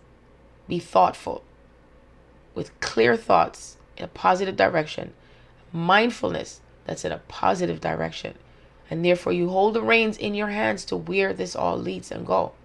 Do remember that. So as the scene from Hamlet, and Hamlet says, swear by my sword, never to speak of this that you have heard. And the ghost says, swear by his sword. Well said, old mole, canst work I the earth so fast? A worthy pioneer? Once more remove, good friends. And Horatio says, oh, day and night, but this is wondrous strange. And Hamlet says, and therefore, as a stranger, give it welcome. There are more things in heaven and earth, Horatio, than are dreamt of in your philosophy. So now I'm going to get back to the hip hop and youth culture and the this genre and time frame, how things have changed and what has transpired and changed as far as our youth and our culture and the years and the moments in this millennium also, with how we find ways to send messages out to one another, and how times have changed. Once again, that we may think that there's just one way that we are receiving communication and how we can reach out to our young people. And we have to understand that, there's something called something that's like a group form, we're one frequency that goes out and forms in groups. And if you know that there's a method or something to reach out to a set of groups, then therefore we would have to conform to what it is that could conform to that group. For one to say that with anything in life, there's a positive and a negative. Always is.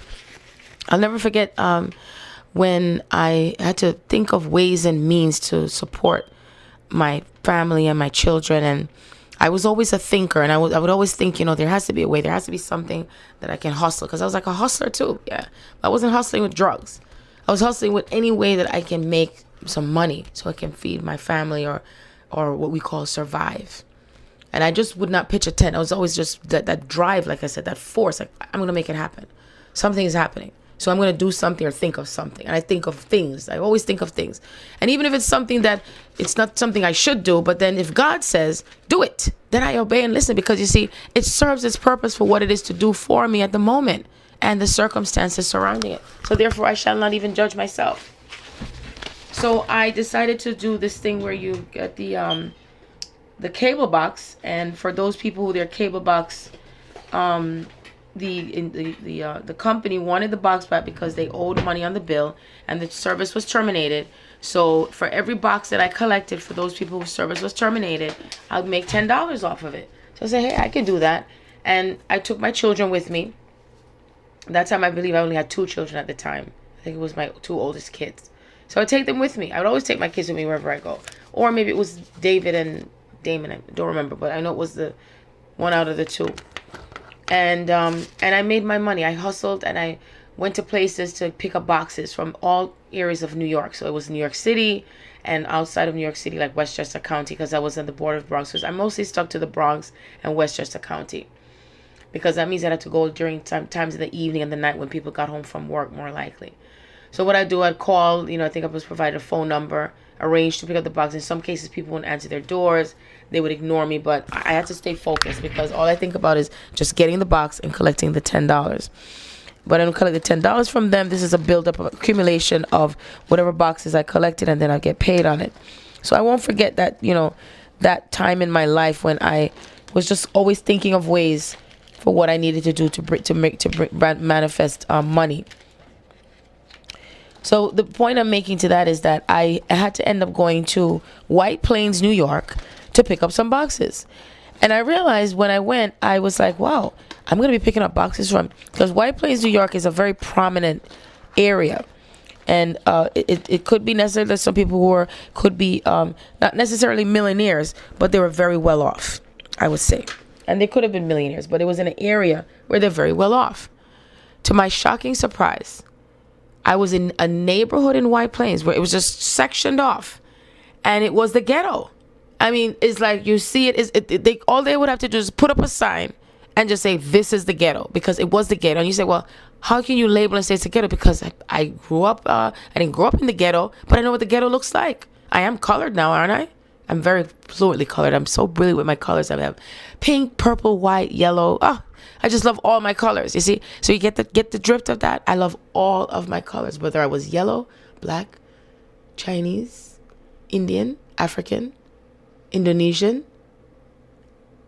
Japanese, Indian again, German, Italian. I spoke Italian too, Did I tell you that? Yes, I did. So anyway, we were all colors of everything. So it's marvelous. So when all your colors come out, your true colors. Oh, you're going to show your true colors now. Yes, I am. I am sure. Such brilliancy. So, I said to myself, this is the ghetto. This is the ghetto. And I'm like, wow, they have a ghetto in White Plains. And I know I called up somebody and I said, you won't believe where I am. I said, I didn't know they have a ghetto in White Plains. Because you see, what happens, it was in the center of White Plains. It wasn't in the, like when you enter into a section, there's always a sign. Because even where I live, there's a sign that shows the city where I live within New York, even upstate. So and you see it because it says welcome to whatever, the village of blah, blah, blah. So, but in that case now with White Plains, now when you drive through White Plains, there's always a fluent area when you're on the surface, on the outer skirts of White Plains, New York. But it's when I had to go deep in, that was where the ghetto is. So, I see where God is leading me to all of this with talking this way, because you see, the ghetto is depicted as what, So as I say it, I must look it up. Because you see, I know what the concept of the ghetto is, but I never looked up the meaning itself. You see what I'm saying? I was just know what it looks like and what it's perceived to be. So now it's important that we all know together at the same time, what is the ghetto? Let's see what it says. It says ghetto. It's a part of a city, especially a slum area, occupied by a minority group or groups. Then it says, put in or restrict to an isolated or segregated area or group. Wow, isn't that interesting? So therefore, it tells me that in every society, in every area, whether rich will be labeled rich or poor, There's always a ghetto. Because you see, when I entered into that was my experience. So this is me talking from my experience. I'm not reading no article. I'm not getting information because it's someone else's opinions. This is based on my experience and my own observation at the time, how I reacted to it. And I'm like, they really have a ghetto in White Plains? Wow. So that opened up my eyes, because you see, like I said, I was not expecting to see that. So it goes to show you how in each area you have the outer part, and then in the inner part is the ghetto. Because you see, more likely in most cities, they're not gonna have the ghetto showing up in the front and then the affluent just inside. You know what I mean? Usually it's more hidden somewhere where you can't see it until you go through the prominent area, and then you might hit the sections of the ghetto and say, oh shit, here's the ghetto. So I'm going to read now also another part where it describes the ghetto. A ghetto is a part of a city in which members of a minority group live, especially because of social, legal, or economic pressure. The term was originally used in Venice to describe the part of the city to which Jews were restricted and segregated. So even the Jews, all Jewish people, were also in the ghetto too. It's a lot of parts of ourselves in life that we have been a part of a ghetto. Isn't that right? It happens to the best of us. So it says the origin of it originally is Italian. And I just said I was Italian. Isn't that amazing? What a coincidence. No coincidences out there. So in ghetto is it derives from ghetto, Gheto, or get, Ghet, which means, it says slag or waste in Venetian. So I'm saying to myself, wait, slag or waste? Are they referring to our minorities as that we're a waste? That we're just, what, shit? Is that what it is? Perhaps. And it was used in the sense of reference to a foundry where slag was stored, located on the same island as the area of Jewish confinement, the Venetian ghetto. Others theorize that the word is derived from the Hebrew word get, a divorce or separation document. Now, it describes Jewish ghettos, okay? So there's different areas of Jewish ghettos that are listed. And this is me looking this up on Wikipedia. The Jewish ghetto is in Europe. It says it's a Jewish quarter is the area of a city traditionally inhabited by Jews in the diaspora. Jewish quarters, like the Jewish ghettos in Europe, were often the outgrowths of segregated ghettos instituted by the surrounding authorities. A Yiddish term for a Jewish quarter or neighborhood is die Yiddische Gas, the Jewish street. Jewish ghettos in Europe existed because Jews were viewed as alien. Wow. So the Jewish, see, I came back to being alien anyway. You see, because I was Jewish in a past life. I told you I was a Jewish male. I remember how I was. I mean, look at that. So you see, we're all aliens no matter what we do. This is so fantastic. I have to read this again because I see it says alien, so I get all excited. Jewish ghettos in Europe existed because Jews were viewed as alien. Is it because we had different customs and so we're viewed as alien? Oh, because I stand up for myself, so I'm considered an alien. Oh, because I'm not conforming to whatever society says that I'm to do, so therefore I'm an alien, and therefore I am segregated in the ghetto. Okay, and it's labeled as the ghetto. Okay, so they were viewed as alien due to their non-Christian beliefs in a Christian environment. See? So the Jewish people did not view as far as Christians. So the Christians now also have their ways of also labeling, criticizing, condescending, and controlling with how or who should believe in their beliefs. So even if someone does not believe in Jesus, it's okay. I said that to my aunts one day too. I said, even if someone which you perceive as a non-believer, or they don't believe in what you may believe in, that doesn't mean you love them any less. It does not make them any less of a person. It does not mean we can judge and say where they're going to go, because you cannot and shall not criticize and judge. I said, even if one does not believe in something that you do not believe in, and even if one says, I don't believe in Jesus, I don't believe in Jesus, or they say, I don't believe in God, I'm an atheist, it's okay, because no matter what happens, the love of God is so powerful. It is so vast. It's so grand. It doesn't matter, because even if you don't believe in God, God believes in you. And even if you say, well, God doesn't exist because then if God exists, then this wouldn't happen. It's okay, because all the awareness will come back to you eventually. And you will remember the oneness, because you will still come back to the one. There is no race going on here. So eventually we will get back to the oneness. Anyway, I shall return to what I was reading. So because they did not believe in Jesus Christ, they were alienated. So that's where alien comes from. Oh, I got to look up alienated. I just love looking up words. It is so fascinating. You never thought about these things before, haven't you? You just said the words, and as we go along, and that's it, you know. So now we're going to look at alienated. That's where alien comes from. So alienate means causing someone to feel isolated or estranged. And it gives a definition: an urban environment that would alienate its inhabitants.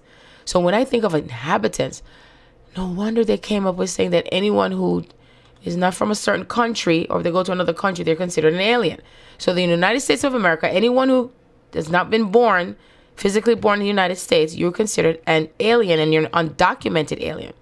Now imagine in other countries, if you're not born in those countries, you're considered an alien because you're not born of that country. Now, if you're not of this world and you're from another world, you're considered an alien also. So guess what? We're all rascal aliens then, because if me an alien, which part me there, because me born in Jamaica, but me have my citizenship, and if me go to another country now, and they say, well, where are you from?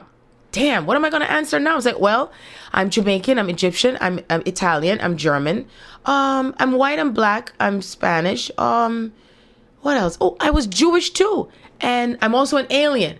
Oh, which alien are you? Well, shoot, I'm all the aliens. So we're all aliens together. We're one big, happy alien family. Isn't that marvelous? So we've been calling each other names with things. Then we segregated ourselves in different environments where we live. Then we segregated again according to our customs and cultures. Then we segregated again according to our religions. Isn't that fantastic? Do you see? Do you understand? Do you get it? I will continue to read on with alienate, because everything is derivative of the other, you know. And the thing was interesting. When you look this up on Google, because you can go to Google and you can see it for yourselves, alienate. And when you see alienate, there's always something of a word that when you look for the description, then something says origin. So when I see origin means that what? It comes from somewhere from the beginning. You know, where did it start? Somehow it started from somewhere, didn't come out of nowhere. It started from somewhere. So it has to be a reason. So anyway, the description, they said cause someone, because it didn't say cause something. Because alienate means that it applies to a noun and it applies to a person. And it probably applies to your pets also, because there's people who alienate their pets also and they think that pets are outside of themselves too. They don't think that their pet has feelings, because the purpose of them having their pet in some cases that they feel that they have a pet to guard their homes if someone's trying to break into it or something. And, you know, there's some people who are cruel to their animals, and they think that their animals are separate from them because they're animals. And that's why you're calling yourself that, because you see your calling yourself, you're an animal. You're a beast. How dare you? And still, the animals themselves, they got it right. They're able to communicate without speaking, with words coming out of their mouth. And guess what? They're tuned to feelings. They pick up on the vibration. They know what's going on. And humans, they have feelings in a way where they can sense things if they choose to, but then they don't, because they give their power over to someone else. And then they don't attune to the fact that we all come from the same space, you know, creatures by default. You know what I'm saying? Aliens by default. The origin is that we still all are aliens, humans, and beasts at the same time. But what part of yourselves are you attuning to? Are you tuning to your higher self as the aliens? Or as the subconscious and the superconscious? Oh God, it's like, where are we going with all of this? We're going everywhere and all places. We're diving in, and so we can come back up again. So now we're going to wheel and turn back again. I'm going to go back to what I'm talking about, alienate. So the example is an urban environment that would alienate its inhabitants.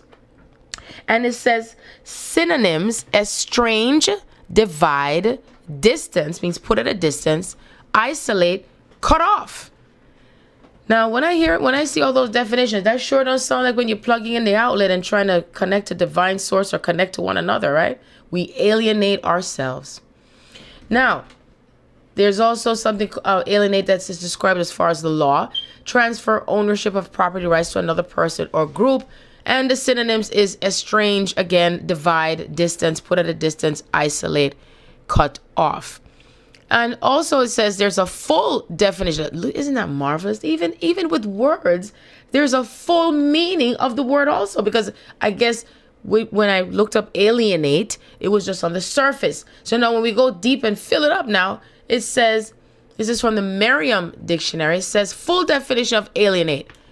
Transitive, it says transitive verb, to make unfriendly, hostile, or indifferent, especially where attachment formerly existed. Isn't that marvelous? You see, I didn't even know that alienate was described this way. Look at how marvelous this is. So now, when I think about this now, because now I'm going to open it up because I'm just looking at it from the surface. I didn't fully open up the site to look up alienate. So you see, it says to make someone unfriendly, to cause someone to stop being friendly, helpful towards you. That's in the definition. And to cause someone to feel that she or he no longer belongs in a particular group or society. So we alienate ourselves and we alienate others. And we continue to live life as if we're all separate from one another, and that we're to treat each other as if we don't count, to act like as if someone doesn't exist because you think you're holier than thou, the Christians. You think you're bigger and better than anyone else because you have all the money, because you are rich. You see the type of alienations that existed. You think that you're more superior because you have all the answers to everything because you're so educated, right? But yet still you have no common sense, right? So look at all these alienations here. Then you think because you hold the power to what you can do to others because you were voted in, right? So therefore you can alienate yourself from others because you're so cold within your hearts. And you try to control people in general because you think you have the power to do that. Isn't that right, Congress? So therefore you separate yourselves from the President of the United States into thinking that you make most of the decisions because it was stated that Congress and the President are supposed to work together. But all of a sudden the rules change because we have a mixed president because he got a little soul in him, right? Hallelujah. Well, so you try to alienate him because you think he's supposed to be separate, because how dare him make decisions just like that to help all of humanity. So therefore, you're supposed to use your power and exercise your power and control to try to stop it in its action. But I tell you this, majority rules.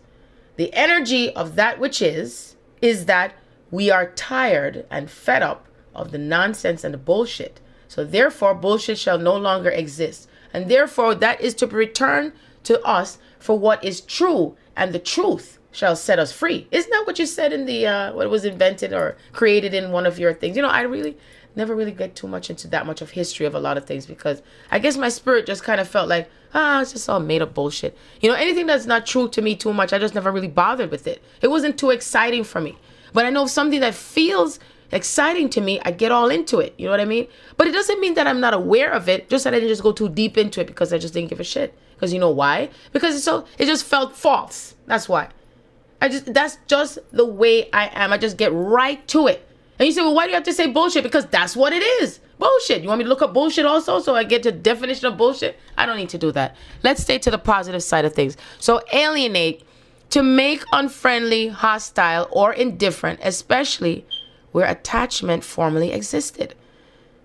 To convey or transfer as property or a right, usually by specific and rather than the due course of the law. So I'm going to backtrack now because I interrupted myself as always. I can't help it because, you know, when I get passionate and excited with these things, I just go all over the place. And this is how God is, because God gets so excited when we remember ourselves and we put things together, you know, and that we do it ourselves and we don't depend on someone else to do it for us. You know, and then we seek the higher truths of things and the matter of things and see and realize how these words were created, right? They were created and they're all equal to one another. You know, they say we're all created equal. So therefore the words are created equal too, because each definition of something derives from something and then it came from somewhere else and somewhere else. So it's like we're backtracking. And that's why God said all of the parts are coming together till we come back to the whole. You know, because we are the sum of the parts and we're coming back to the whole. And therefore we are equal. So for us to put this constitution or institution, whatever the institution is, say all men are created equal, you shall not and will not and shall not tell a lie. Because you know that we had not been created equal, because you have been treating us as if we're not equal. You treat yourselves as if you're not equal. Because it started from within yourself. Then you started exercising it outside of yourself to others with how you treated others. So you were alienating yourself and labeling yourself as what you think that you are, which you are not. Because you are divine, and therefore we are divine and whole and complete of one another.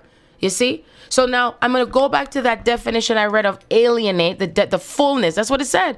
The full definition. I just love this because I always said, sometimes you may know something, but then you're not getting the full definition because there's always something deeper and wider and higher. That's how the Spirit shows it to me. It's like if everything goes deep, and then you come back up again and you go high, then we go to the side and we're just widening the definition. And then widening also is what Spirit says is more than one reason. Yes. So when you get more than one reason and that means you're going with the flow of what's happening. You do not ever assume, God says, please let's not make an asses out of you and me and all of us at the same time. I am always doing things for more than one reason. We're always expressing ourselves for more than one reason, and we're being that which is for more than one reason. That is the spectrum of who we are, because we're so bright and brilliant, but we just don't know it yet, some of us. And therefore, when we finally allow our diamonds to shine, the diamond spectrum of things, it's just like sparkling all over the place. The spectrum, you look at it in the light and you see all these spectrum, because that's who I am right now. I am so brilliant and shining bright like a diamond. My girlfriend Stacy said that to someone. She said, you see my girlfriend Sharon? She's like a diamond on the shelf, and her diamond is so bright, so different, So just know that your diamond is different too, but guess what? All the different diamonds still come together from one crystal, right? You see? And we come from that space of harmony and music and colors and so brilliant. So now what happened is we separated ourselves on purpose, of course, because we're up to something. We're always up to something. We start up, then we come back down, then we move to the left, and then we come back together again, and therefore we're complete. So the synonym of what it says, that we drive ourselves apart and then we drive ourselves back together again, you see? So it says again, this is the main part how I got so excited to say, to make unfriendly, hostile, and indifferent, especially where attachment formerly existed. So that means that in order to feel alienated or to experience alienation, or the concept of alienate, it derived from being together, that you're attached, you existed together. So for one to say that you are separate and God allowed me to be this way because, I'm blessed to be with all the money in the world, or I'm blessed to be white, or I'm blessed to be just black, and I'm a black brother, and I'm the best, I'm the bomb. Hello. Or, we are the best race and superior race because we are brilliant and we're smart. We're the invention of all things, and we invented this. So therefore, we're the best, and we're the ones that's going to survive. We're the ones that's going to last the longest because we are brilliant. There's some races who feel that they're brilliant, more brilliant than the ones that it says, and the Almighty God is going to save us.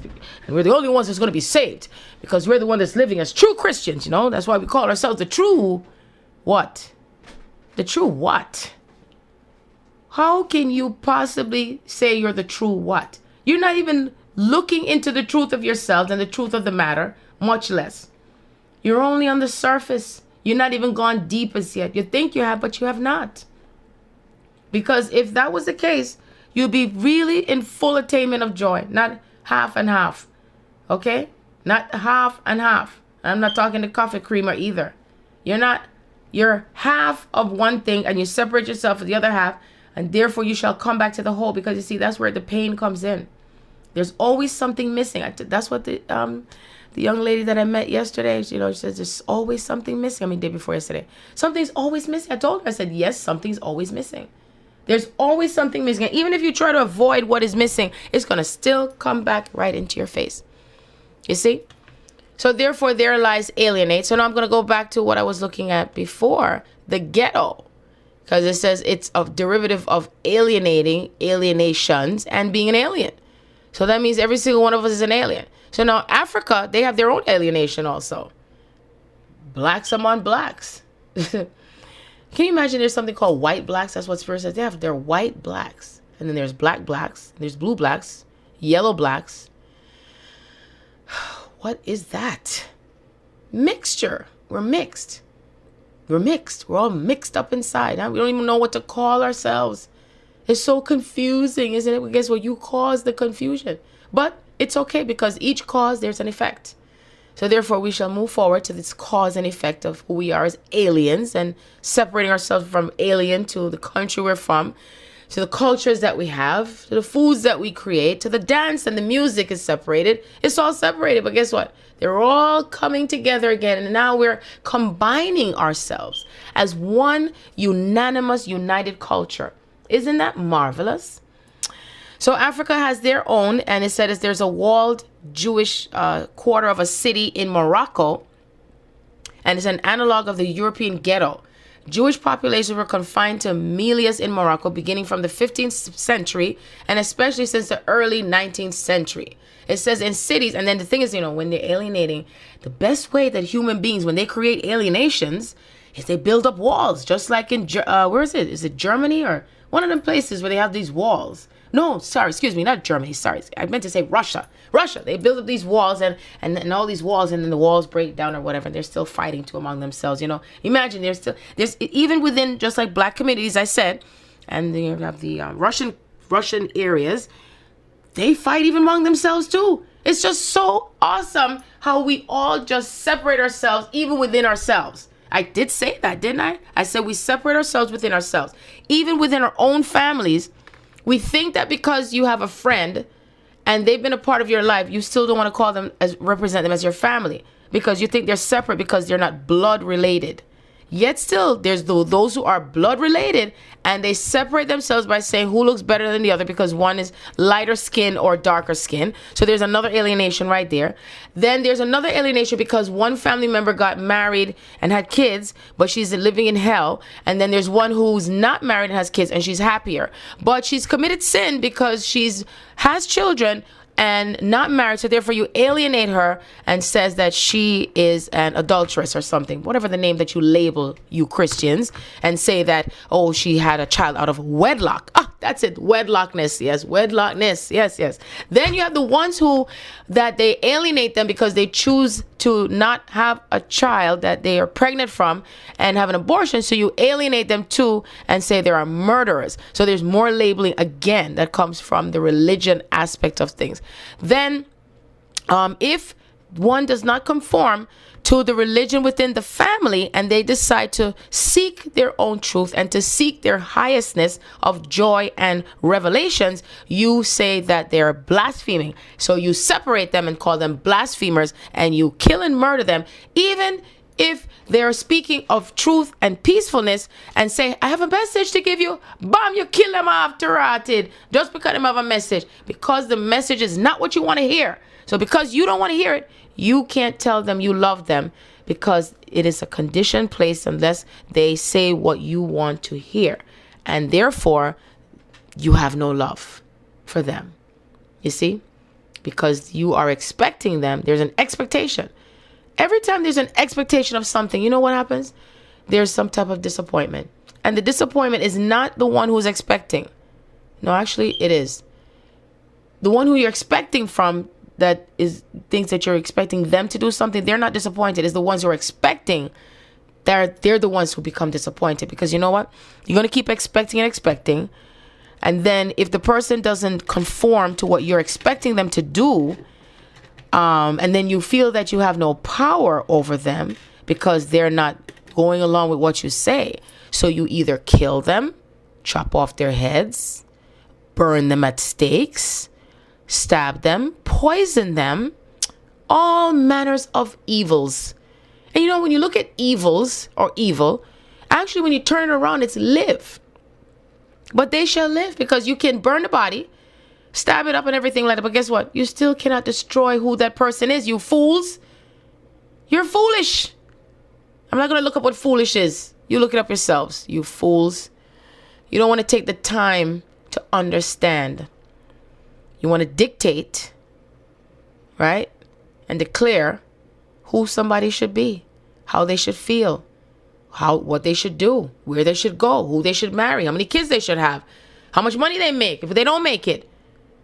And even if it's working out well, you still get angry and you still destroy each other just because they're happy. And because they're happy and they sing and dance to happy, they're being punished. Wow. What a great world we live in, huh? What a wonderful way that you all think. And I'm being sarcastic just in case I know some of you don't know me.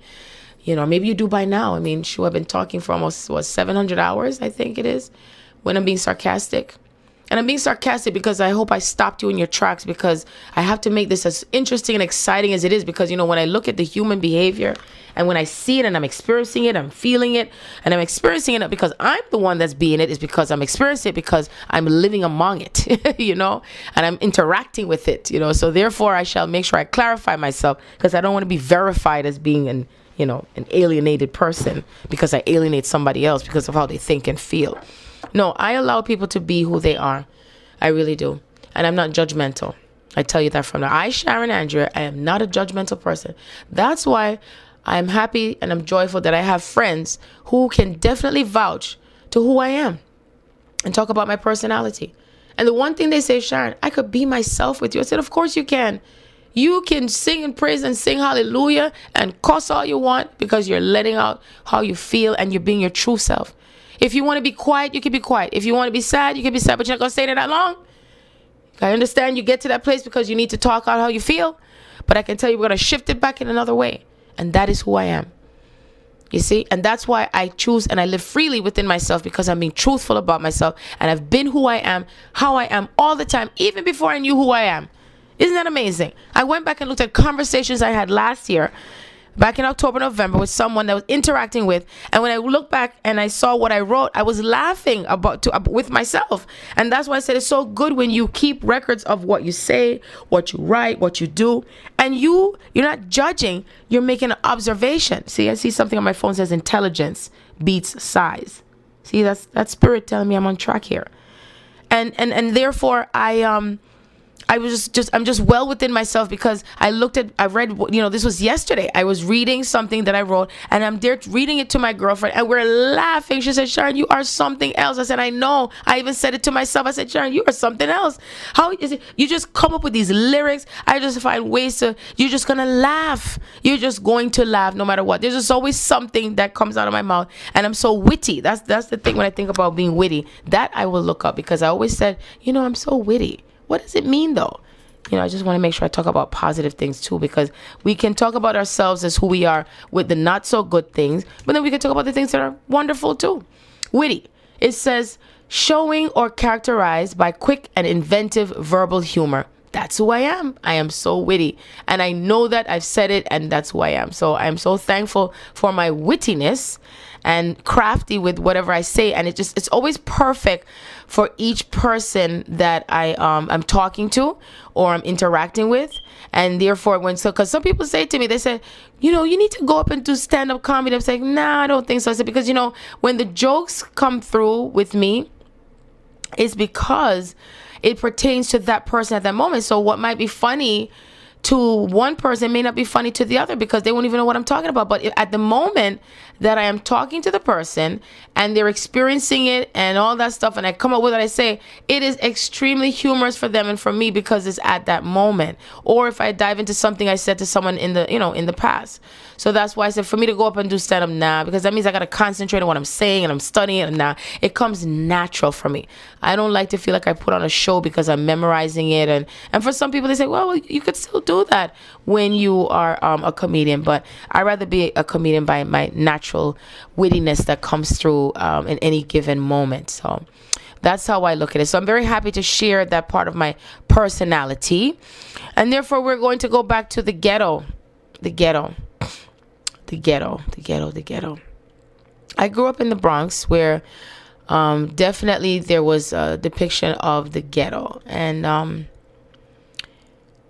it was difficult because I dealt with being in a neighborhood where there was violence and drugs, intimidation, and it was very difficult, and it's something that I wasn't used to.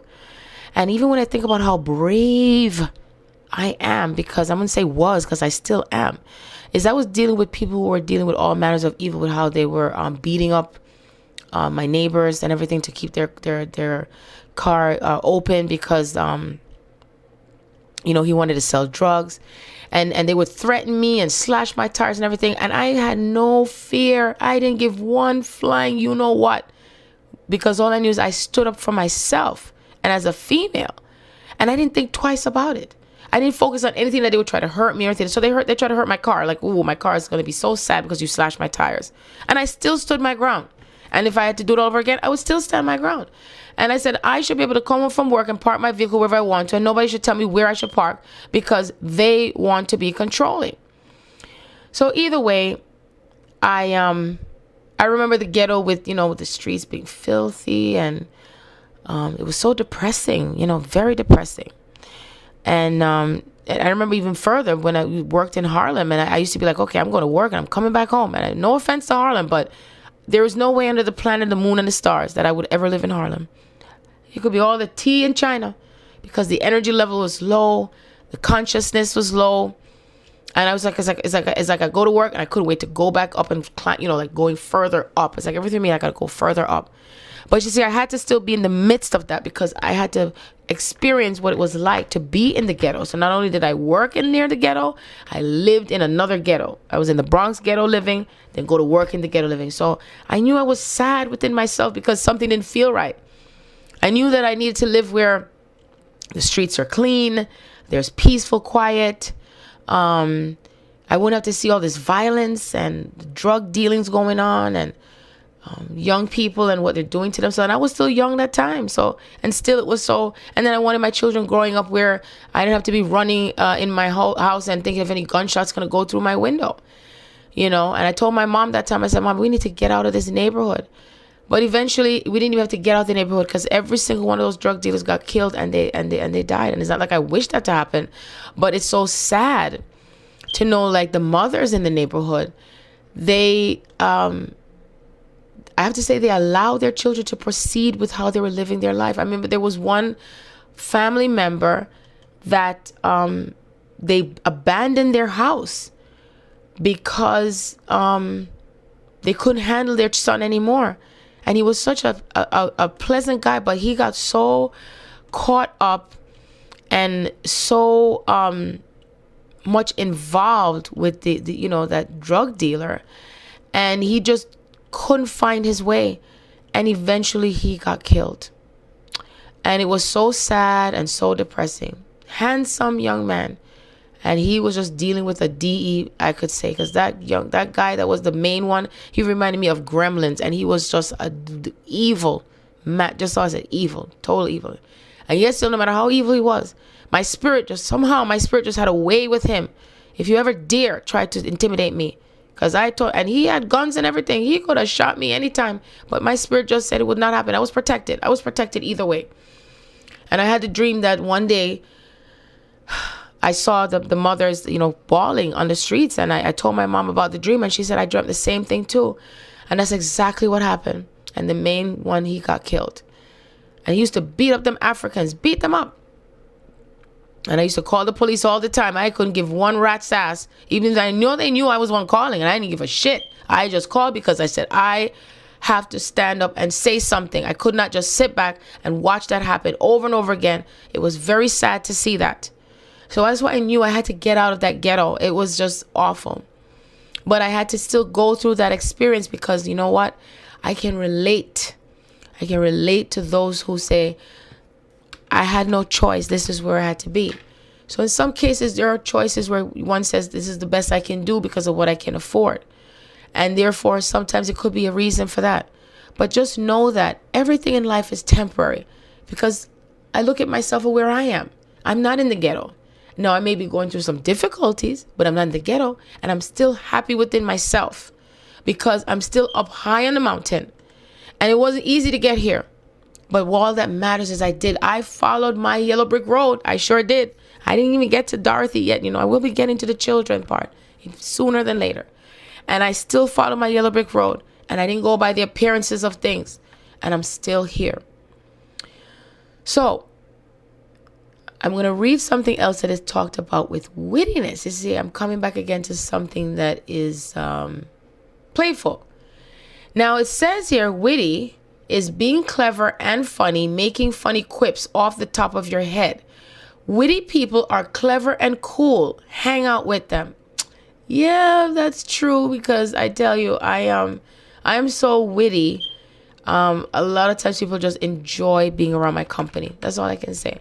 I even enjoy being around my own company, because even if I can go back, listen to how I said something to someone, whether it's a mail or a voice recording or something I wrote, I even laugh with myself and at myself, because I say, I can't believe you said that. She did not. Yes, I did. And you cannot help but laugh. So here's the more definitions and words to wittiness. Funny, smart, beautiful, intelligent, sexy, clever, awesome, cool, amazing, sarcastic, hot, hilarious, fun, gorgeous, charming, cute, pretty, caring, handsome, sarcasm.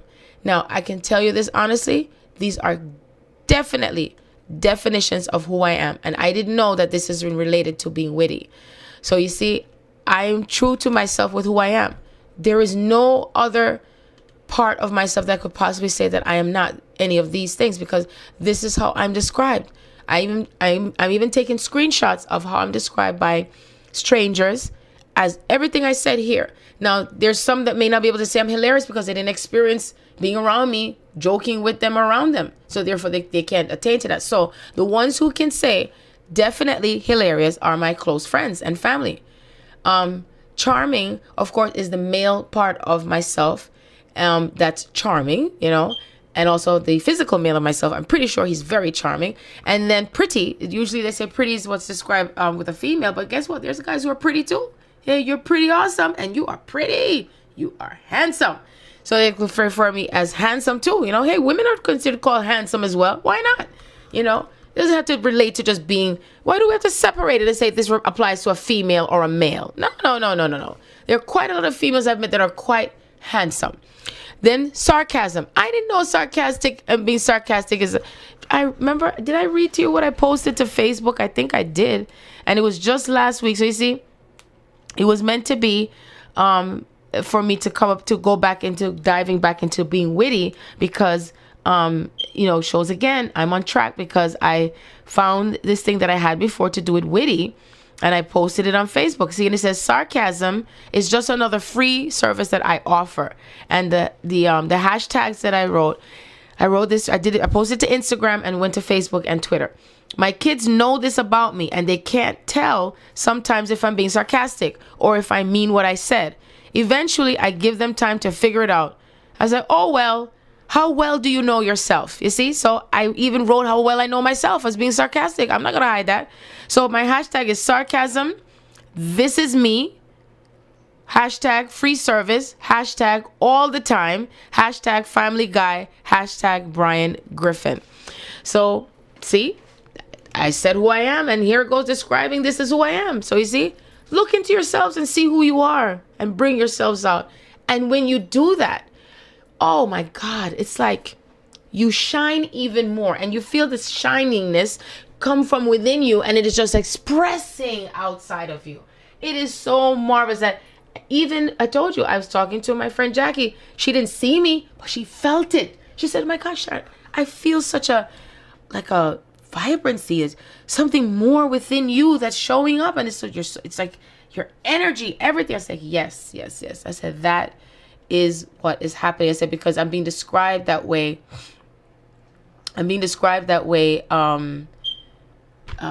By those who have seen me in person. So the mere fact that she sensed it through the phone, it just shows how much my light is shining. And therefore, as my light is shining, I am lighting up everyone else too, who are lighting up others. And it's just like a trickling effect with all of us all together. So I said, wow, if I'm shining bright and my twin flame is shining bright too, man, we're going to make what? Sparks spark, spark, spark. And therefore, we're going to create a brilliant diamond, So that is truly awesome. So I was happy to go to that positive side of things. I'm going to go back to the not so positive. I'm not going to say bad or anything like that. Because, saying the word ghetto, it's a description. And we make up certain words so that way we have an understanding of what it means. So we have to find something to describe it. So therefore we call it the ghetto. And even some people are happy even in the ghetto because they say, oh, I feel like I'm fitting in my shoes again, And some people are not comfortable being in the affluent areas, and that's their choice too. They may feel that they're happy because they're among their peers or some who are saying, hey, I came from the ghetto and now I'm out of the ghetto. And guess what? That is fantastic too, because they're feeling as if they're, like Jefferson's, they're moving on up, right, to the east side. And this is what I'm saying. Some people feel that they want to even be in an affluent neighborhood where the ghetto is like a few miles away, because sometimes they want to feel like they're connecting both sides of themselves, you see. And there's some who just say, I only connect to being in the ghetto, and that's where I'm going to stay. That's okay too. So don't label that person or criticize that person because they choose to be in an area that's comfortable for them. Why be in an area where you're not comfortable and then you're being fake and phony to yourself and to others, you see, and you're putting on they call it a facade. So anyway, so now we talk about the Jewish ghettos in Europe and also Africa. And there's also, it says here, Asian Shanghai ghetto. It says the Shanghai ghetto was an area of approximately 1 square mile in the Hongkou district of Japanese-occupied Shanghai, to which about 20,000, Jewish again, 20,000 Jewish refugees were relocated by the Japanese-issued proclamation concerning restriction of residence and business of stateless refugees after having fled from German-occupied Europe before and during World War II. So that's it. So they have pictures of Warsaw Ghetto, 1943. So that is in Russia. And then they have the demolition of the Jewish ghetto in Frankfurt, Germany, in 1868. The United States history now of ghetto-ness. It says the development of ghettos in America is closely associated with different waves of immigration. So in the United States, they base it on immigration. It didn't say anything just specifically, saying Jews. So here it says it's waves of immigration and internal urban migration. It says the Irish and German immigrants of the mid-19th century were the first ethnic groups to form ethnic enclaves in America's cities. This was followed by large numbers of immigrants from Southern and Eastern Europe, including many Italians and Poles between 1880 and 1920. These later European immigrants were more segregated than blacks in the early 20th century. Most of them remained in their established immigrant communities, but by the second or third generation, many families were able to relocate to better housing in the suburbs after World War II. So these ethnic ghetto areas included the Lower East Side of Manhattan, New York, Harlem. What did I say? That's what I say. Okay. And it later became notable as predominantly Jewish and East Harlem, which became home to a large Puerto Rican community in the 1950s. Little Italies across the country were predominantly Italian ghettos, and I know if that one is in the Bronx. Many Polish immigrants moved to sections like Pilsen of Chicago and Polish Hill of Pittsburgh, and Brighton Beach is the home of mostly Russian and Ukrainian immigrants. Also, during the Great Depression, many people would congregate in large open parking lots. They built shelters out of whatever materials they could find at the time. These congregations of shelters were also called ghettos. Now, the next thing I see here, which I had no idea this was going to be, because I figured that when they said history of the United States, it was left at that. But no, they break it down even more. Them have African American ghettos. Wow. So then this is the thing that's interesting. The part that's broken down where it says United States and it says history. The title of African American ghettos, they say see also racial segregation. Isn't that amazing? So see, it's broken down from the aliens to African American to the United States, the history of the ghettos, and then they break it down to African American. And then guess what? It's a large span. So in other words, they're trying to say that the ghettos only applies largely to African American. This is how Wikipedia describes, and it's a very long story. I'm not even going to read this entire thing. I'm like, this is really something. So you see, this shows you that the largest amount of segregation, the largest amount of alienation is among our colored folks. So I'm not even going to say African American, because I don't know, for some reason I have a problem saying African American, because not everyone's family has derived from African America. Some colored people derive from Indians. Okay? So I never ever call myself African American. If I think I say just American, or I say Jamaican American. That's what me say. You see? And there's some African Americans that they label them, say that they don't consider themselves to be African American either. They don't like to use that word. So I don't know who make up this word. Then better change it. Anyway, so it says, a commonly used definition of a ghetto is communities distinguished by a homogeneous race or ethnicity. Oh, look at this, what I say. Usually determined by census tracts. So now, remember I said earlier, well, actually I said it yesterday, I believe, or day before. Remember, I don't keep track of time.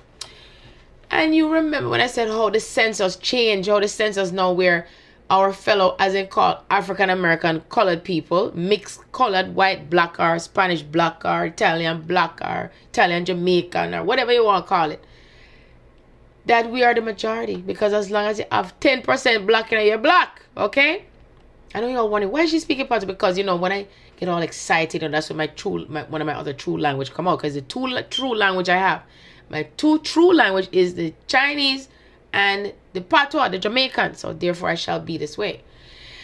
Because also that derived from being an alien. Remember, I'm an alien Jamaican alien, and I'm a alien Chinese derivative, alien Chinese from the other realm. Yep.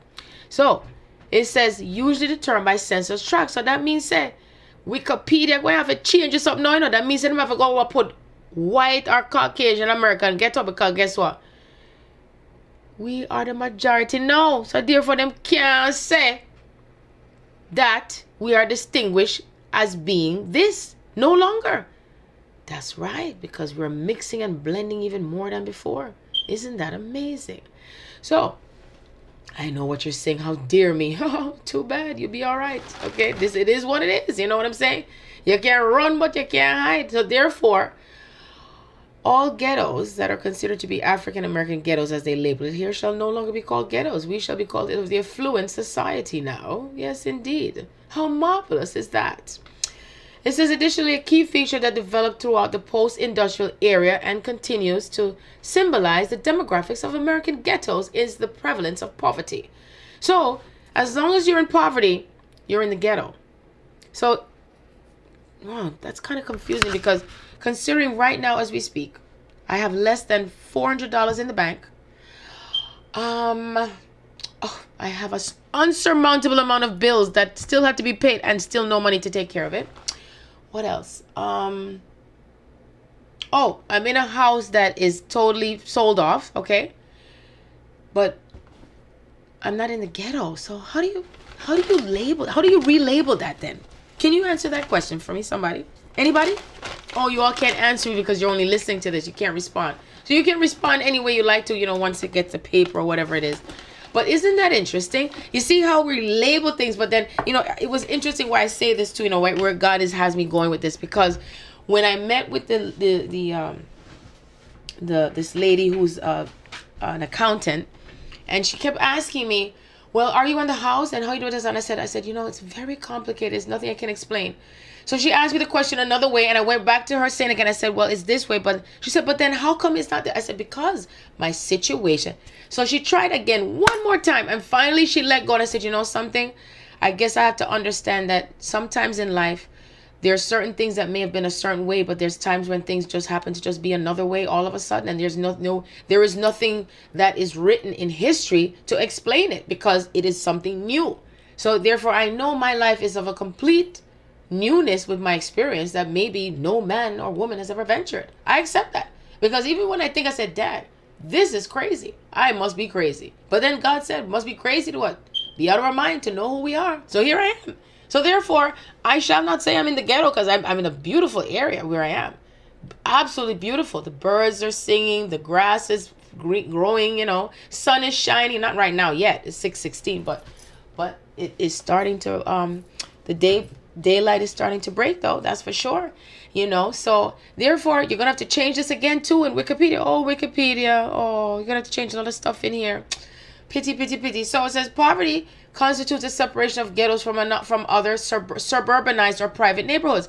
Well, guess what? I'm in a private neighborhood, and it would depict as if I'm in poverty. But guess what? I am wealthy beyond measure. I came from wealth. The illusion of poverty is what is existing right now. It's just an illusion. It says the high percentage of poverty partly justifies the difficulty of out-migration, which tends to reproduce constraining social opportunities and inequalities in society. So, this is where me have to really start cussing now. I'm not going to curse anybody, but I don't want to offend everybody for too long. It says the high percentage of poverty justifies the difficulty of out-migration, which tends to reproduce constraining social opportunities and inequalities in society. It's like when I read those words, it gets me so riled up because that makes me feel like this is something done on purpose. You see, it's on purpose. Now it's on two different purposes because God said, remember, it's two purposes. So it's on purpose because it had to be this way so we can see ourselves for who we are with the separateness. And two, it's on purpose by mankind or whoever make up these bullshit rules as you go along to say how you separate someone based on how much money they have to say that they're in poverty. Now, I understand what poverty means, but you label and put poverty in the same stance as being in an affluent, not in an affluent area. So therefore, when you're in the ghetto, that means that you definitely are poor. You definitely don't got no money. It's dirty and filthy. Okay. What else is it depicted? It's where mostly black people are, or Spanish, because they consider Spanish people to be in poverty also. Remember the dream I had in 2005, where it says that I was in Germany, like I was in New York, and I said I didn't know that minorities, black people and white people were in Germany, something like that. You remember? So you see, and therefore I shifted that and I switched it around. I put it back to where it came from. Because all wealth is restored now. No longer shall our Spanish and blacks or Indians or Oriental, Asian people be considered minorities because we are of a different race, because we are not Caucasian. That is absolutely preposterous. Okay?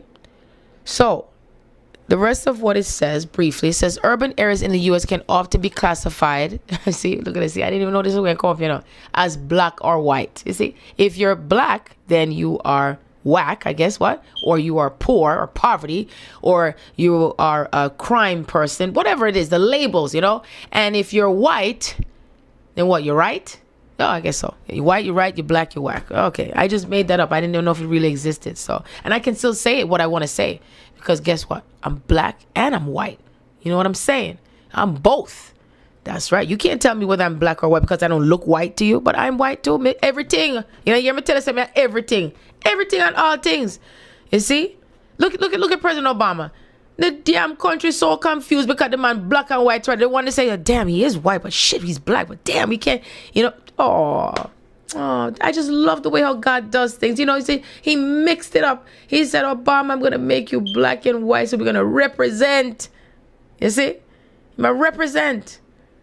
That's what I'm talking about here. And what are you going to do? Call Ghostbusters? Is that what you expected? Not what you expected. Huh? It's almost like it's like, tag, it's out of our hands, huh? It sure is. It is what it is. It is what it is. Can't change the fact. This I call President Obama in this lifetime where I say, God, you have brought the greatest sense of humor to mankind that could ever exist. The greatest sense of humor. You're so confused among yourselves because you place so much labels and criticizing and judgments on the color of our skin, the culture from whence we come from. It's so separated that I had to read an article on Caribbean women and Jamaican and Black American that we as females, as women, we attain ourselves as queens and in the highest stance of who we are. That's what we're to be doing here. And we're not supposed to keep breaking it down and breaking it down and breaking it down. Come on now, man. Come on. Our black brothers and our brown skinned brothers and our fellows, we're not supposed to be breaking it down to whether we're Indian American or African American or Jamaican American or Trinidadian American or Guyanese American or Puerto Rican American. None of that. It should not matter. Let's look at each other for who we are, for what's inside, for the personality and what you do for one another, loving one another, not basing it on the color of our skin. Or I got to see what he looks like. What race is he? What is it? What difference does it make? It's getting so confusing now that we're so blended together that we can't even tell. Because even this woman, when I talked to her on the phone, she swears I was white. She said she was so shocked when I said I'm Jamaican, because of course the first thing I said Jamaican, they're gonna assume that you're black because they don't expect to have a white Jamaican. But I didn't sound Jamaican because they say you sound Jamaican. There's no sounding Jamaican. I speak patois. It's a dialect. It's not no Jamaican language. Okay. So I try to correct that as much as possible. And you know, funny, when I was saying that, I wanted to say something, but I said I'm not gonna get rude. I said it within my thoughts. So you know what it is. But anyway, I'll leave it at that. And so therefore, this is what it says about the African American ghetto. So it's based on whether you're black or white. And it's called homogeneous racial grouping. 40 years after the African American Civil Rights era, 1955 to 1968, most of the United States remains a residentially segregated society in which blacks and whites inhabit different neighborhoods of significantly different quality. Yep. So they call it African Americans moved out of the rural southern United States to escape the widespread racism of the South, to seek out employment opportunities in urban environments, and to pursue what was widely perceived to be a better quality of life in the North. So it says two main factors ensured further separation between races and classes, and ultimately the development of contemporary ghettos, the relocation of industrial enterprises, and the movement of middle to upper class residents into suburban neighborhoods. Between 1967, the year I was born, and 1987, economic restructuring resulted in a dramatic decline of manufacturing jobs. The once thriving northern industrial cities directed a shift to service occupations, and in combination with the movement of middle-class families and other businesses to the suburbs, left much economic devastation in the inner cities. Consequently, African Americans were disproportionately affected and became either unemployed or underemployed with little wage and reduced benefits. Accordingly, a concentration of African Americans were established in the inner city neighborhoods. You hear that? Inner city neighborhoods of places such as New York, Chicago, and Detroit. So I'm going to break it off there with what I read, because you can read the rest of it for yourselves on Wikipedia when you Google it. I'm going to go back to the concept when I said, you see, because it said, that's when I knew Spirit said, okay, time to stop from that point. Because it says that the ghetto, it's inner.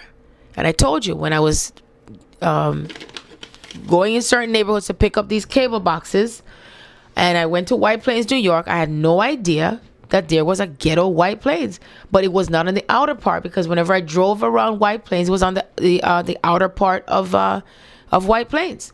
So when I went to get the boxes, I had to go to the inner part of White Plains, because wherever the address was and all the boxes that I had to pick up was right in the ghetto of White Plains. So you're saying then I guess the ones who couldn't afford the cable, those are the ones that the cable got cut off. So I'm going to be realistic. Not because they're poor, they just got to a point where they probably couldn't afford it. And those were people who lived families that were in the ghetto part of White Plains. So the point where I'm going to come to now is this inner. The inner is what's depicted, which the ghetto, I'm going to get real. The ghetto is considered to be what? The ugly part of that which is, something is beautiful on the outside of these cities, right? So in the inner part of the city is where the ghetto is, and that's a depiction of something being called ugly, the ghetto. Because let's face it, when you talk about ghetto, the first thing you think of if somebody comes up to you and says, "Where are you from?" or "Where you live? What part of New York you live?" "Oh man, I'm from the ghetto." The minute you hear that ghetto thing, right away you're like, "Oh shit, this a gangster now. Oh damn. Oh man, I wonder if he's killing somebody. Oh, I wonder if he's robbing. Oh, what if he's in drugs? Oh, that's the perception. Let's get real. It is a perception, and it's an honest perception, because in the ghetto, let's get real. There's killings, there's crime, there's drugs, there's indifference. Sometimes it gets so bad to the point where there's some raping involved, and it's all different manners of things that are very negative that affects people who live in the ghetto. And some people don't choose to want to live there, but they feel they have no choice because of what they can afford. And some of the homes in the ghetto are in neighborhoods where you have tall rise buildings, and usually when you have it's segregated to where you have a larger number of families, there's a higher chance of more crimes that will be committed. Okay, so but the main point now where I'm leading to this, because as soon as I said that when I was in the ghetto in White Plains, it was because I went in the inner part. So when I think about ghetto, it's like the outer part and the inner part still exist together. And it's still made up White Plains, because I mean, White Plains wasn't separate to say, oh, ghetto White Plains. So if anybody was going to send any mail to White Plains, New York, they're not going to say ghetto White Plains and affluent White Plains. No, it's just White Plains. So it's just one. So when I think about ourselves as humans, right, we all have the ghetto side to ourselves, don't we? I mean, I've had my moments where I didn't act gangster, but there's like a ghetto part, you know, where you can get down and dirty and nasty and disgusting, because the ghetto is reflected as down, dirty, nasty, and disgusting because it's more filthier. It's not as clean.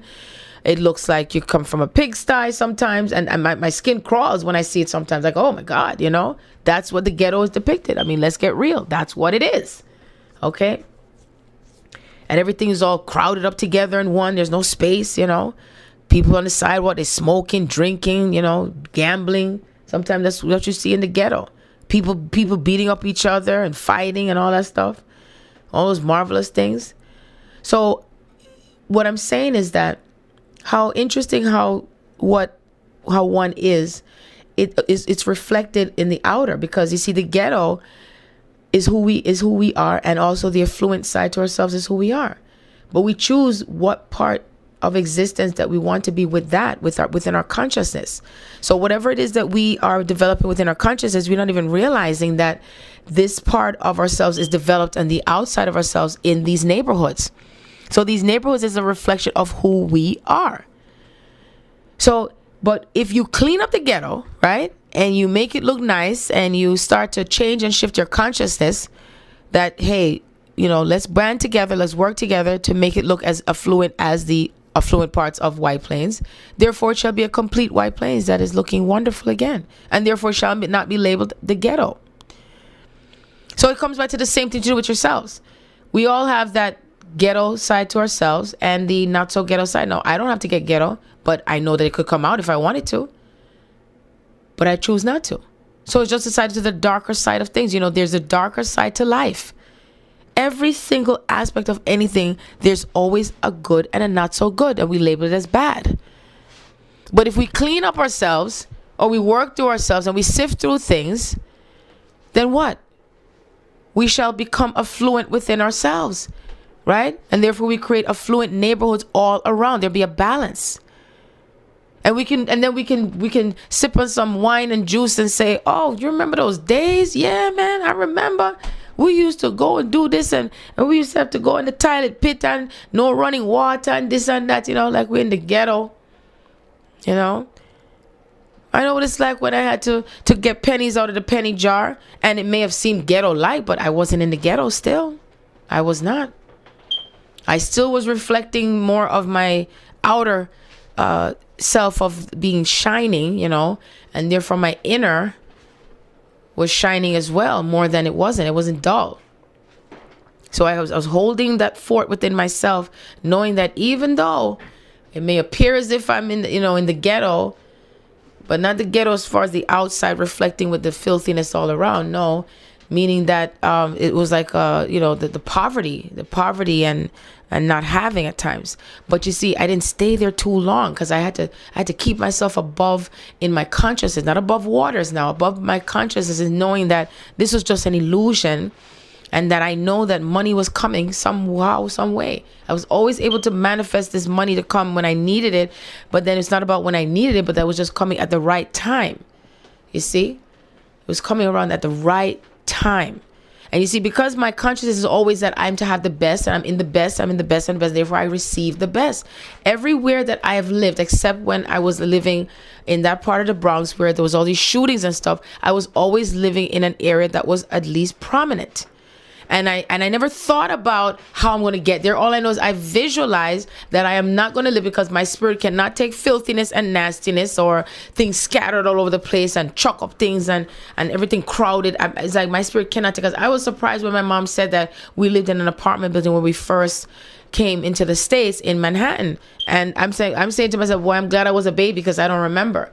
Because I know every time I've gone anywhere, and I've never lived in an apartment building, and I will never choose to live in an apartment building. I like to have my own space, and I also like to have the cleanness around me. I just don't like dirt and stuff, just things thrown all over the place. It's just not in my nature, my spirit, to be like that.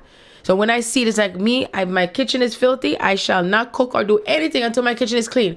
When I wake up in the morning, I like to see my kitchen clean, and therefore it stays that way. Otherwise, I'm not going to my bed until my kitchen is clean.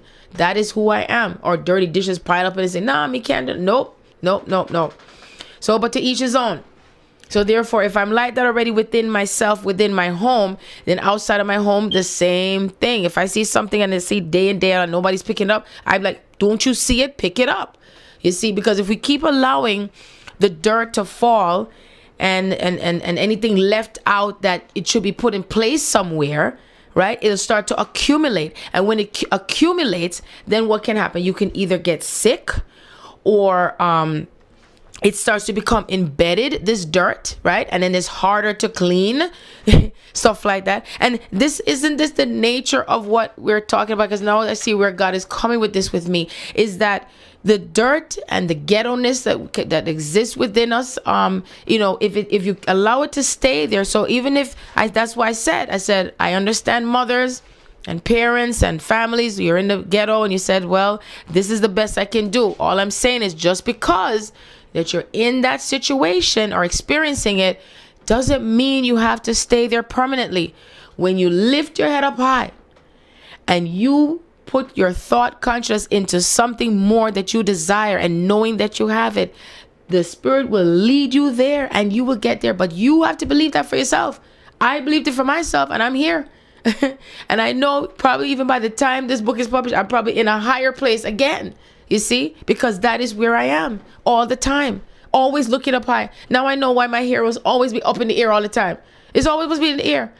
It must be up in the air. That's why I see how I wore the crown. I don't see no picture of Nefertiti as myself where I didn't have that crown on my head.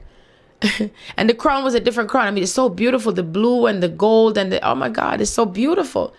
Beautiful. It's like my phone is showing the sparkle, like the 4th of July with the sparks all over the place. It's like Spirit is saying, I'm sparkling.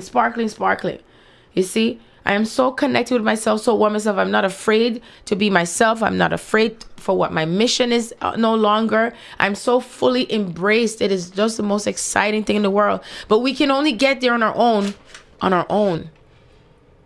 And you can allow yourself to bring out all that those diamonds, that are sitting there coming together, But you see, there's a part of you that has that ghetto and the dirt. It's accumulated for a long time. I had to dig deep within myself too. Really, I had to. You see? So as you do that same thing for yourself, you too can allow yourself to shine. And as you allow one little part of you to shine, then the rest will follow. It's like a domino effect. But in this case, the dominoes are not falling. The dominoes are rising. It's like the ones that have fallen, they all start to rise up one after the other. And as you allow your diamonds and your dominoes to rise up together, then your children will also start to do the same. It's like a trickling effect, you see?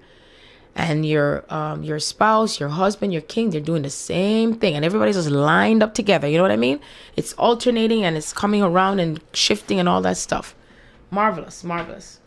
So I just wanted to end off on that part because I wasn't planning that it was going to go that way, but I must go along with what Spirit has me talking about, because I would have not known that I would have dived into these separateness of ghettos. And these are the things that we're to look at. This is what exists. It's actually labeled in Wikipedia as the ghetto. Okay, so I touched on that, and I'm going to go into the hip hop and youth culture, because I know there's often stance where society based hip hop and rap as belonging to the ghetto, and that is not true either. Okay, it's a misconception. And when you miss something, what happens? Then there's mistakes made, and then there's misunderstandings, and then there's miscommunications, and then there's more missing. That's the sin, missing the mark.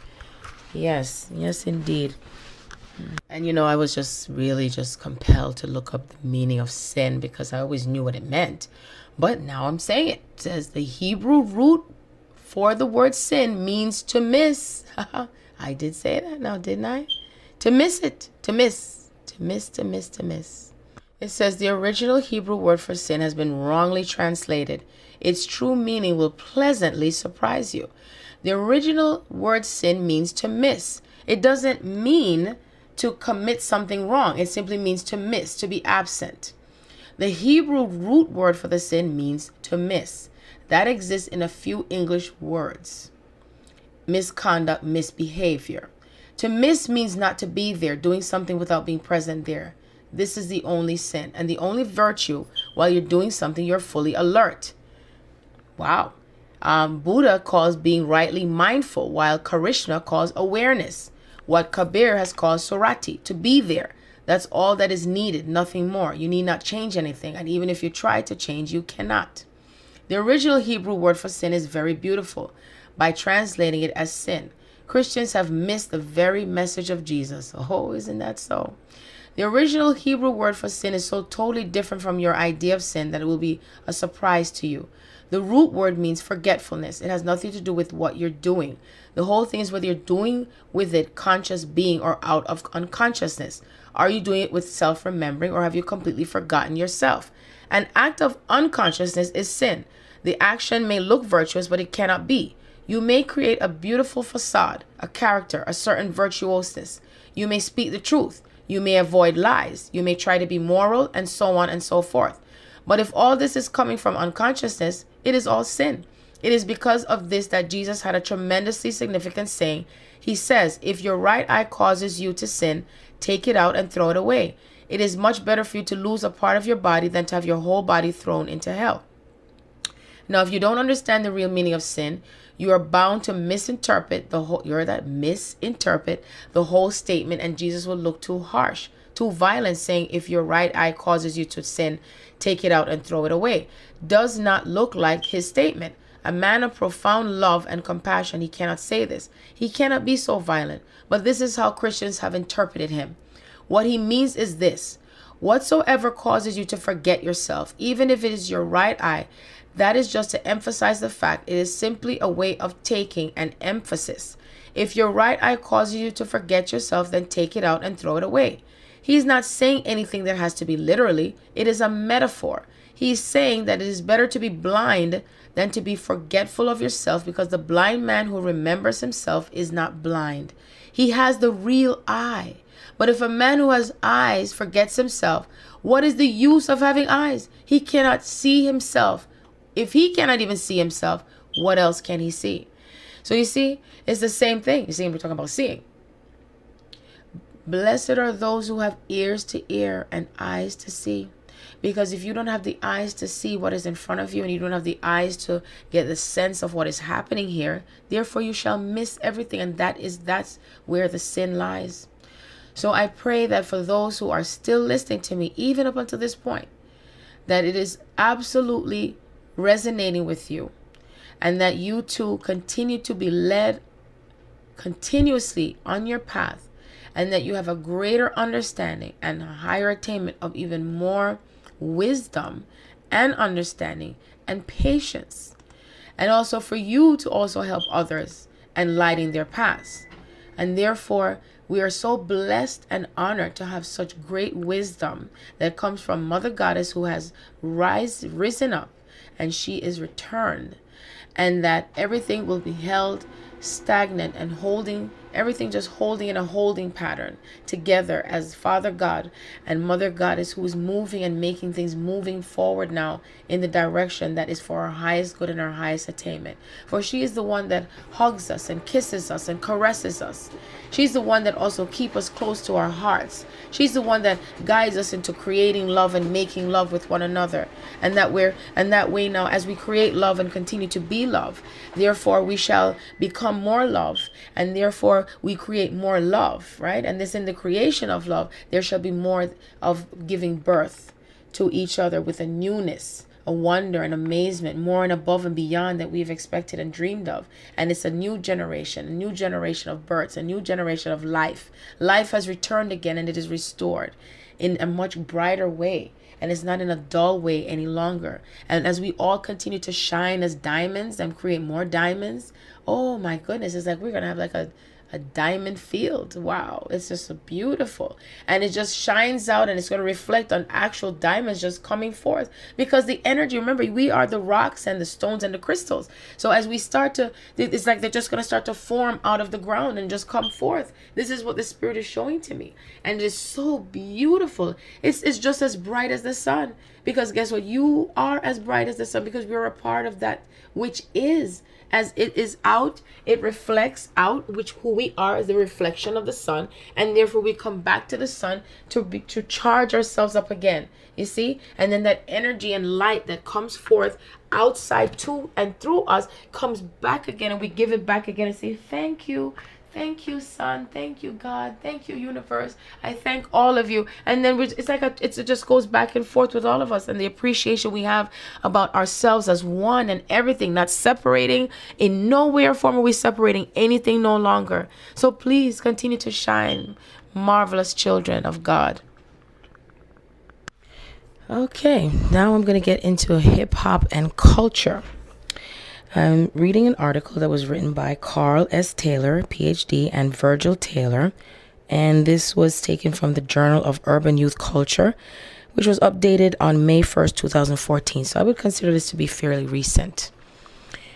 This has to do with hip-hop and youth culture. It says, throughout the last 25 years, a new form of expression has continued to evolve, despite the efforts of many in the so-called establishment to minimize its influence on young people. Hip-hop, once limited to urban music and dance, has become a widespread form of communication exhibited and enjoyed by young people throughout the world. Hip-hop is no longer limited to rap music and breakdancing. Today, it represents a multi-billion-dollar industry that influences everything from automotive design and fashion to primetime television programming, collegiate and professional sports, mass media marketing, and Madison Avenue advertising. Today, hip-hop is for many a way of life, a culture that is intricately woven into every aspect of young people's daily lives. In contemplating this phenomenon and making an effort to understand not only its foundation, but the premise that comprises the root of hip-hop ideology, it is important to remember that this emerging culture has similarities to other cultures that have emerged throughout history. Hip-hop was initially born of the ability of those early practitioners of rap music, DJ wizardry, and street corner fashion creation to overcome their inability to gain acceptance and recognition by the established music, fashion, and entertainment industries. Further galvanizing the fledgling culture was the lack of acceptance by adult culture, who refused to recognize these newly emerging forms of expression as legitimate. This was particularly true where many parents were concerned. Needless to say, if parents and other authority figures didn't understand hip-hop, didn't like it, and in many instances admonished young people for embracing it, young people were even more compelled to further immerse themselves in this newly developed culture. Hip-hop, like rock and roll before, it is not only a genre of music, but also a complex system of ideas, values, and concepts that reflect newly emerging and ever-changing creative, correlative, expressive mechanisms, including but not limited to song, poetry, film, and fashion. In the early days, hip-hop was primarily related to the rhyming, rhythmic spoken word art form known as rapping. Rapping is, in fact, not a new method of creative expression. The ease with which young people can participate in this form of creativity seems to have helped the phenomenal growth of this genre of music and expression. Review of rap music lyrics and styling from the early to mid 1970s when hip hop began reveals several aspects of the musical genre that appear to have had significant appeal to young people, particularly those in urban communities. There has never been one all-inclusive form of rap music. It covers a broad range of ideas, styling, and techniques that are unique to specific demographic areas, geographic regions, and territories and locales. The following comprises some of the hallmarks of early rap music. Simple yet dominant percussive patterns, limited reliance on traditional musical systems of chord, verse, chorus, and other formal and or traditional methods of Western musical structure. Non-traditional utilization of musical instruments, including the human voice, i.e., the technique known as beatboxing, where a person imitates the sounds of percussive instruments. Another hip-hop innovation is the technique utilized by the DJ, acronym for disc jockey, known as scratching. Scratching is when DJs rhythmically drag the turntable stylus across a record so that the needle creates unique scratching sounds. Over the years, it has become an art form. Rapping serves as a method of declaring pride in one's community. It also becomes a form of competition whereby a rapper can display his skills and defend his neighborhood or community. This competition was created during the early days of rap, commonly known as battling. Early rap relied heavily on lyrical compositions that expressed the joy of immersing oneself in the music, dancing, partying, and competing in the various forms of musical expression, particularly rapping, scratching, and breakdancing. Spontaneous rapping, delivery of rhythmic lyrical compositions, known as freestyling, comprised many competitions between rappers from school corridors and grounds to street corners to large promoted demonstrations. Competitions have remained a mainstay of hip-hop culture. It is interesting to note that rap music was widely ignored by the music industry until approximately the mid-1980s. Even the groundbreaking, innovative cable television music program MTV stayed clear of rap music and hip-hop during its infancy. It was when rap music became more violent and volatile that the music industry became interested in the possibilities the genre represented, at least from a business perspective. Part of the appeal of rap music appears to be its ability to easily deliver the messages of the author or the artist to the listener. Much like blues and country music, hip-hop is a form of music that is close to the hearts of its many listeners. Rap lyrics echo familiar themes that can identify with, including young people involved in gang culture. There are many who question why hip-hop culture appeals to young people who have no association with urban communities or urban culture. There is no clear-cut answer to this question, but it would appear that the fascination with urban culture for many middle and upper middle-class young people is nothing new. During Prohibition, it was typical for young, affluent white youth to frequent the juke joints and taverns of urban communities.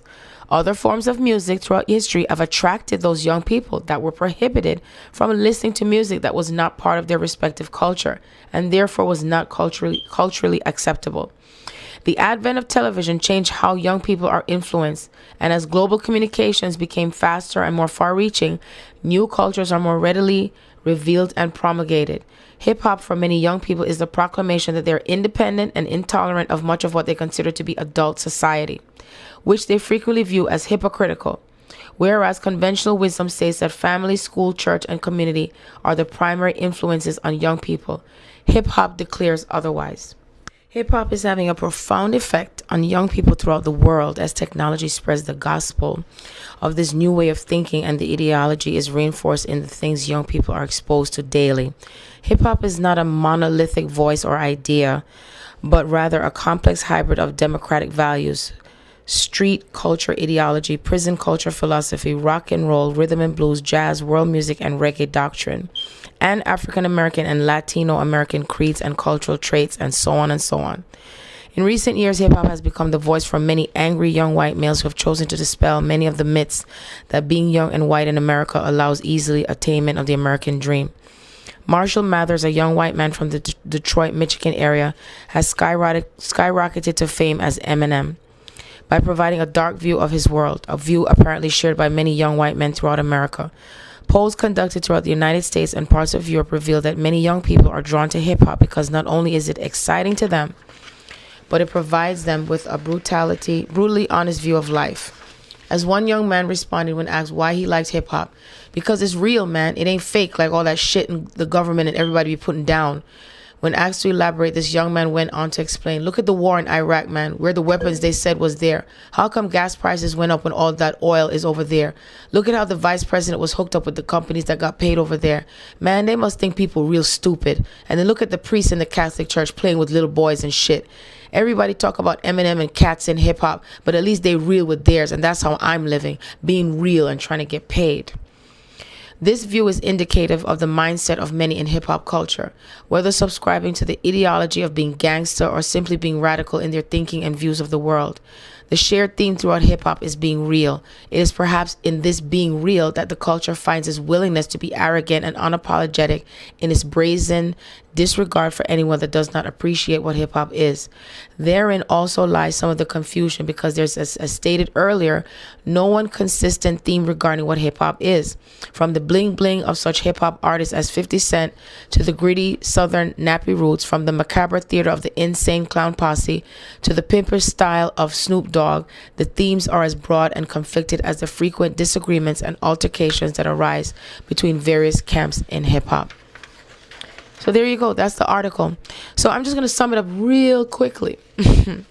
As you can see with hip hop, this is how young people in the young generation have decided that hip hop is how they reach out to each other, and they're also what helps them to understand their own life, because whatever has happened in the past has not worked.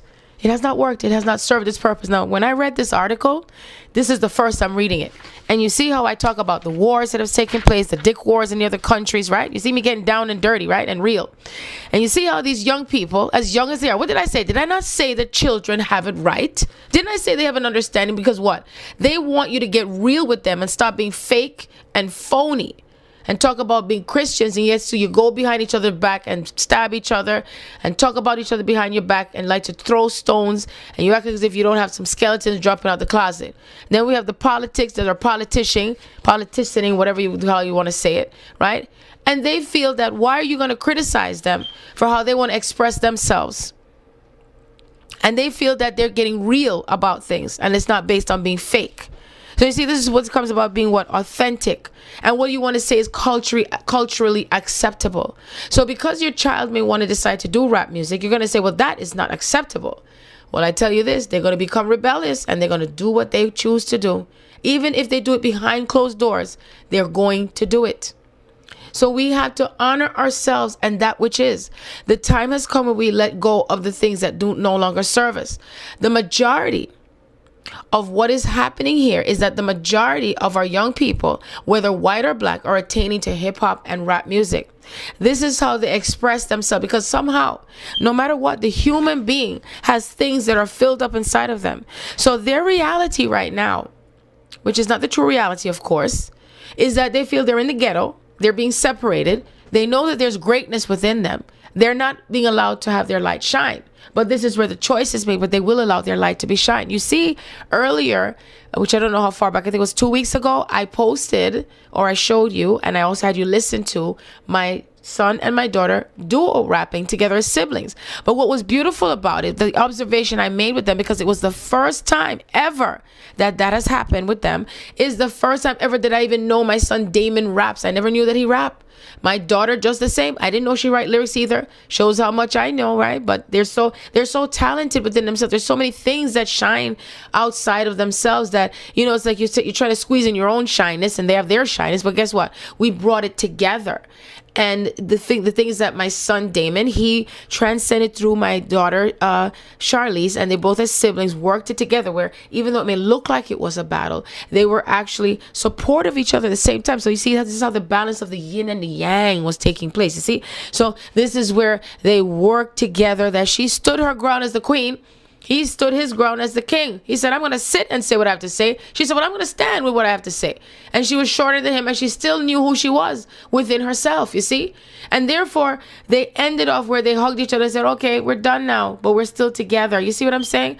This is what makes things work with ourselves as togetherness in partnerships here, okay? So now we're becoming partners within our lives individually, within yourself. You're partnering the both sides of yourselves, the duality of yourselves. You're not trying to hide away from yourself with the darkness. The darkness is the dark side of ourselves, the things that we're trying to unlock and pull out, that's lying dormant and buried deep inside of yourselves. You're not looking at yourselves with how you speak things and say things and criticizing and judging.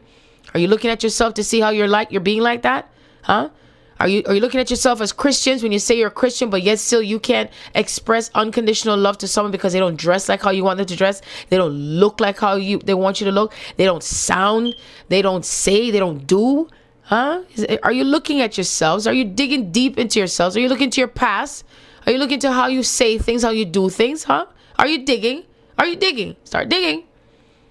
Are you balancing yourself out with that? Are you balancing out your male, female aspects? Huh?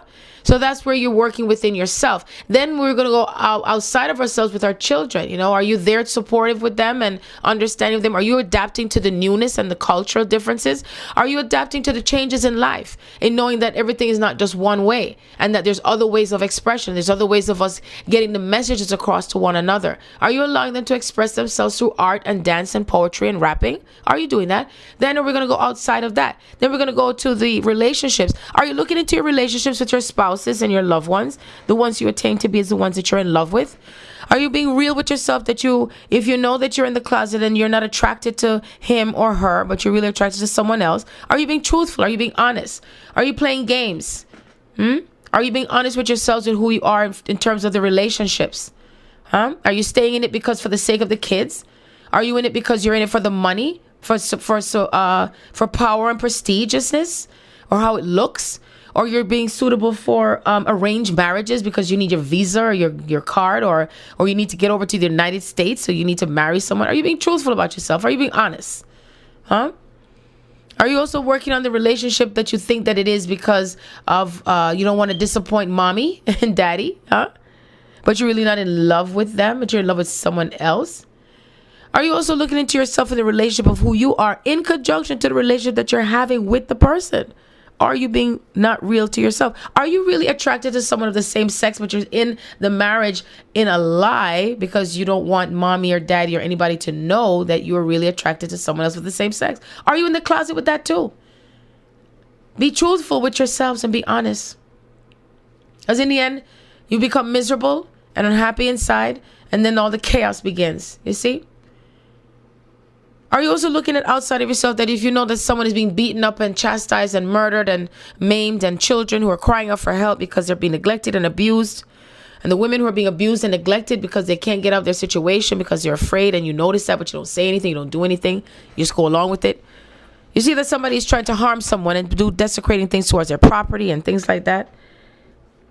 You see someone that's doing something dishonest on the job and that they're hiding something, or they're doing something to someone to hurt them with their employment or whatever the case may be, and someone is having control and power over someone and giving them bad reports and bad reviews so that way they can make less money, which is what eventually happens. Are you looking at yourselves with that and being honest with yourselves with that? Are you being truthful about your feelings about your boss that you don't really tell? Remember horrible bosses? They had feelings, but he didn't really say anything. He kept it all inside. He was acting it out in his mind, but he didn't say anything. And when he finally said something, he was free, right? I mean, even with Halle Berry, when she was in Catwoman and she was very, mute and quiet and everything like that. And then when that energy came out through her, when she realized who she was, she remembered who she was. It took a while, but when she knew who she was, she didn't care. And she was like, where did that come from? She's like, oh my God, I didn't mean to say that. I'm sorry. And then all of a sudden, that other side of her came out again. She's like, no, I did mean to say it. Yes, I did. She practically said, you're an asshole. Isn't that what she said in Catwoman? I know some people said it was a bad review, but I told myself I loved it. You know why? I said, because it shows that part of ourselves where we come out of the closet and that sexual prowess of yourself comes out, right? Male and female. I'm not going to say it's just females that have their sexual prowess that comes out, right? All that inhibition of hiding who you are because you're afraid and you're wondering, how is anybody going to think? What are they going to think? What are they going to say? And then when you finally find yourself, because this is who I am right now. Oh, man.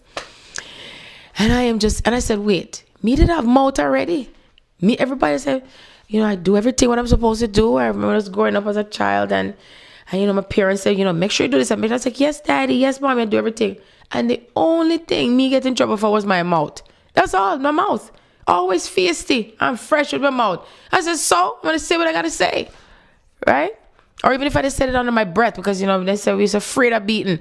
But somehow, if anyhow I got one little stance within myself, like I didn't even think twice about it, because this is what happens. Like we tend to like to go within the mind instead of going outside of the mind. So at the moment that someone says something and does something, like with my aunt with the ice cream, where she didn't leave it for me to lick it, and she put it in the sink and poured the water in there so I didn't get to lick it. And I said, are you stupid? I told you to leave it for me. And I didn't think about it. And I was just within my element, and I got beating left, right. She didn't hit me though. But she told my parents and my babysitter, everybody, grandma, everybody had a beating on Sharon. And, hey, I knew I should have said it, but you know what? I didn't regret that I said it. So I think about those moments in my time when I was younger and I was so quiet and shy, reserved and stuff like that. But I always knew that when there was something that seemed rather stupid to me, or it was within any righteousness, or someone was being bullied and I was standing for them. And I remember this little boy in second grade, he kept bothering this little girl because she was autistic. It wasn't labeled as autistic back then, but she didn't speak, but she would communicate to me though for some reason. But now I know why, because I was so sympathetic and empathic, and I was understanding, and I never liked to see anybody feel bad. And I always just would get really riled up when anybody bullied anybody or tried to put anybody down. I always stood up for people, and I was always the one to take charge and do something. And I didn't think about my shyness. I didn't think about being quiet. I just knew I had to say something. And he kept going on and on with the little girl, and I just took a pencil and I stabbed him. And everybody in the class was astonished. They did not expect to see that in me at all, because I was always quiet, doing my work, doing my homework. I was the smartest girl in the class, the tallest girl in the class. And I just knew that from that day forward, he never bothered that girl again. He did not expect me to stab him with that pencil. Timothy. I wish I could remember his last name, but I remember his first name, Timothy. So I think about myself the same way. It's like I know something is not right. I know something's not right with everything that I observe with life and people and human behavior. And I know I always just say to myself, this is just so disgusting, and I just have to say what I have to say. But I never thought it was going to be universally this way. You see? So God had to prepare me with all of these different levels of experiences, so that way when I find myself and then I remember the power within myself, you see, that's why I realize how come we have so many lives, because we've had so many lives, because you forget yourself. And then we start again from the beginning to remembering parts of ourselves, and then we fall apart into all these pieces, and the pieces are all the lifetimes, broken into fragmentations. And therefore, during the course of time, a space continuum, we find ourselves back bit by piece by piece, little by little. And then each one of us have stored information collectively, but we all get the information in different ways. But either way, they all come back to the same expression in a way, or we come back to the same. That's why we have so many words, and these words go back to an origin or a beginning of something, but they're broken up into parts, right? And we represent all these pieces of these parts that are broken up with the words.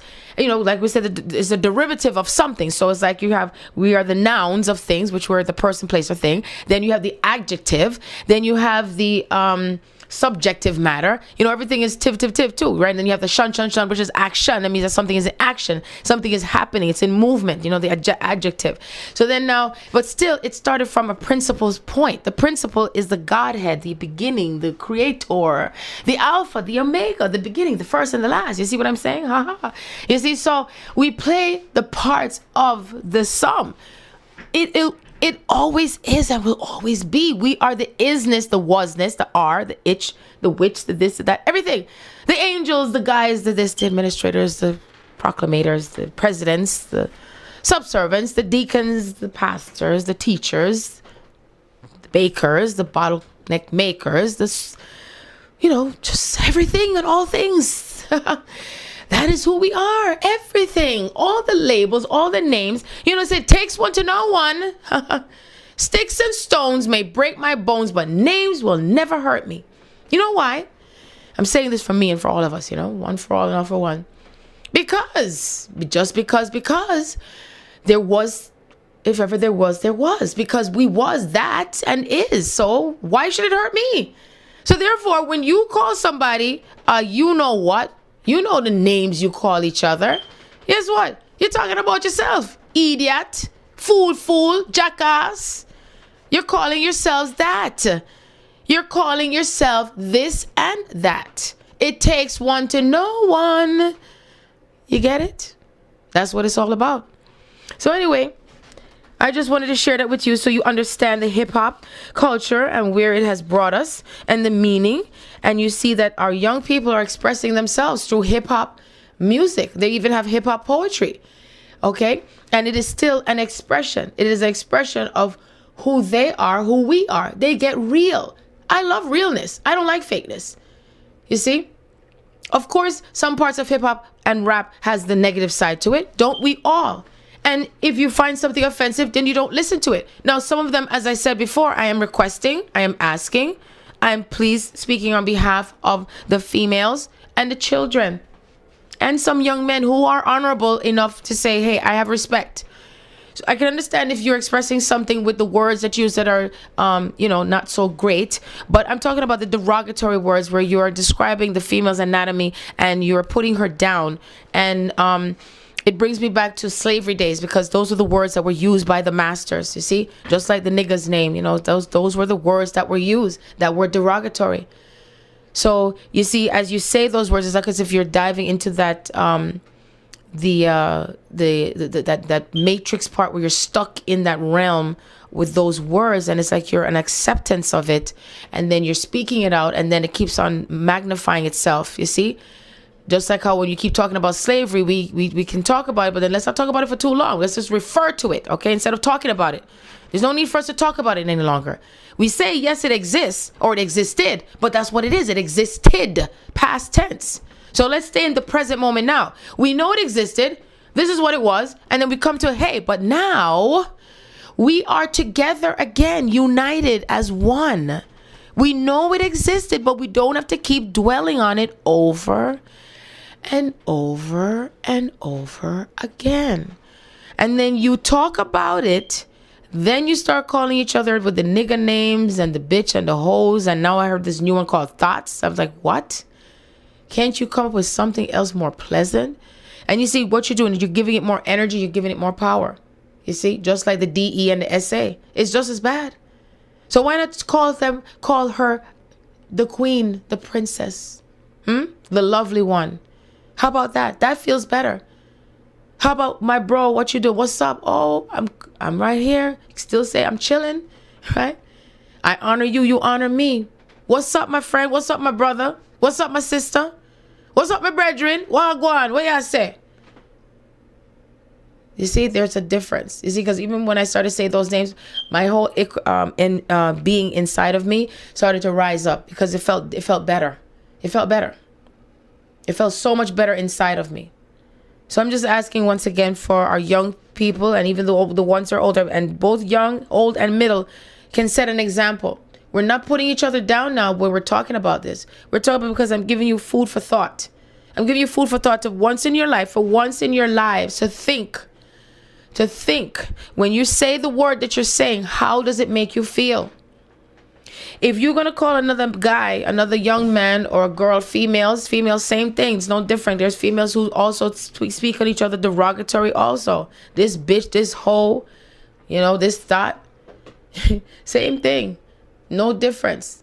Pointing fingers to who said it first. But what I'm saying is look in the mirror, right? And pretend when you look in the mirror, look at the mirror and look as if the mirror is looking back at you and that there's someone else outside of you. And you're seeing yourself in the mirror though. And start calling yourself that name and ask yourself really deep down inside, how does it make you feel? How do you feel when you see yourself looking in the mirror calling yourself those names? Huh? And then videotape yourselves. Like I said, videotape yourselves or audio record yourself and wait a few weeks or so and look at it, or even just at the moment. Look at yourselves and listen to yourselves and tell me, how do you feel after the fact you've heard and seen how you behave or talk or speak or react to certain things? I mean, you can say, well, how am I going to know when I'm going to say it? Well, use your discretion. I told you, I keep track of things I say and do. And when I go back, I'm like, oh, wow. I said, see, because with myself, I see that I'm consistent with who I am. I don't pretend to be something last year and then all of a sudden I'm something else this year. Now, if I am something else, that means there's something added onto me meaning that I'm more enhanced, but there's still that part of me that still exists, right? Even on the positive side. So there's also the other side that exists too, the not so good side, but I'm not exercising use of that at all. There are capabilities of anyone to do and be anything at any time. There's a lot of things that lay dormant, but at least I acknowledge it. I know it exists, but it doesn't mean I'm going to play a part in it. That's all there is to it. There's all there is to it, because at the time that something is happening, is either you're going to deal with it from a higher consciousness perspective, or you're going to stay within your third dimensional, emotional, controlling, narcissistic, egotistical, egomaniacal, selfish, self-centered, self-absorbed ways, where you're not looking at yourselves and seeing that how we treat each other, how you treat one another, is a reflection of how you feel and treat yourself. And that's what it comes down to. And you bring yourself back up again. So I shall pause and I shall dive into some hip hop, and I'm going to go back into the past, and I'm going to come back into the present hip hop stance, I would say. Now, I'm just handpicking some of the ones that I remembered, my own sort of favorites that I had back in the 80s, I would suppose, and so on and so forth. And the hip hop then and now is quite different in a way, not exactly the same. I believe the ones in the 80s were more, fast paced and more active type of thing, more jumping and stuff like that. And there was more focus with the rhythm and the beat. To me, this is just my feelings now, this is not me reading anything. There was more rhythm and beat to it with the words that were spoken. So it's like as if there was an enjoyment of the music and the beat, and also the lyrics at the same time. So I would suggest when you do listen to it, also look at the look up the words, the lyrics. A lot of times, and most of the time, in most music and all music, whatever is written and sang is either something to do with that person's experience, their observation, or someone else's observation, and it's being written down, on paper or something. So remember, everything and all things that the message that comes across, it is going to come across in different ways. So it could be music, song, dance, poetry. Okay? So, and if you have never heard of hip hop before, well, welcome to the club. If you've never heard of the reggae, welcome to the club. You see, so every parts of ourselves is what is coming together. And who knows, when one is listening to this, something might invoke inside of you, and you remember, say, hey, I wrote hip hop in a past life. Who knows if you had been doing it, but it never came out. So now the energy has come forth in this time-space continuum for all of our expressions to come together. But that's how come certain music started to blend together, where we had hip-hop and reggae. Then we had slow jam, where first we had the singer, they start singing softly, and then in the end the rapper comes on afterwards, and he starts to rap. And people are like, wow, this is a nice kind of rhythm, And most of the time, people were anticipating to hear the rap come on afterwards with the singing. Not that they didn't want to not hear the other thing. So that shows that what? A duality of things, a blending of things, a working together. And it usually involves two separate entities. It's usually sometimes the female starts singing and the male starts rapping. Then you have somewhere the male starts to sing and a male starts to rap, and a male starts to sing and a female starts to rap. So you see, it's alternate, and it's a beautiful blend. So you see, this is what I'm talking about when I talk about harmony and blending. And then we have some that do it as groups together, you see, where a group starts singing and the next group start to rap, or they start rapping first and then they start to sing. This is how we shift things around, and so that way life becomes even more exciting. And then you look at this beautiful tapestry of all these different types of genres of music, and the ones that we know from the past, like the 50s. I mean, not hardly anybody plays 50s music, but when we do hear it, we're like, oh, dip, but we get up and we start. You know what I'm saying? And then you have some from the 70s, and you're like, oh, yes, sugar, we getting down. You know what I'm saying? And everything like that. So this is what I'm talking about. So sometimes it's good when we go back and forth and switch up and down with the eras of music and the genre of music. I mean, even when I listen to the classical music, it's like, oh, I was just up within my element. And I was like, oh, it's such a long time since I've heard this. And yet still it gave me a different type of feeling. Then when you have the jumping, you have the calypso, and you're whining yourself and everything, and your body feels so good. And I said, but you can't do it for so long. I mean, I went to a party. I mean, God bless them, the Trinidad. And it was all night calypso, and I was so tired. I was like, "Oh my God!" I said, "Please, can you just play like a reggae for slow it down?" And she did, you know. So it was wonderful. So I've been through all the aspects of, you know, parties where they just played one set music. But nowadays, in these times now, everything's blended together, and that is what this is all about. So enjoy the older hip hop, and I'm gonna talk about just a little bit more on the hip hop, and I'm gonna do the current hip hop. Well, you've heard my parts of my playlist of my hip hop, the hip hop that I have from 70s, 80s, and 90s, and 2000, some of the 2000 in there. And as you can see, there's a lot of messages to do with love and males and how they view females and what they're feeling. They want to get it going on, you know, talking about stuff. There's also stuff to do with just trying to get things going with some type of joy, messages, dancing, coming together. Girls want to get it going on too, you know. So it's always somebody trying to get it going on, you know, because either way we come across with however we speak things and say things, what we're used to, how we come across when we're trying to get someone's attention. And how it's conveyed in the music. You know, you can't get enough. You're pouring it up, taking care. Where have you been? No church. No church in the wild. Or you've been down below and you come back up again. Always trying to work things out. Can't get enough of each other. You jump around, bust a move. Can't touch this. Walk this way, around the way, girl. What we do for love when one is cheating on the other. Hypnotized, nothing but a G thing, no diggity. All things along the line of females, of course. Yes. You know what's up, right? What about your friends? Baby. Ain't no scrubs, you know what you're getting with.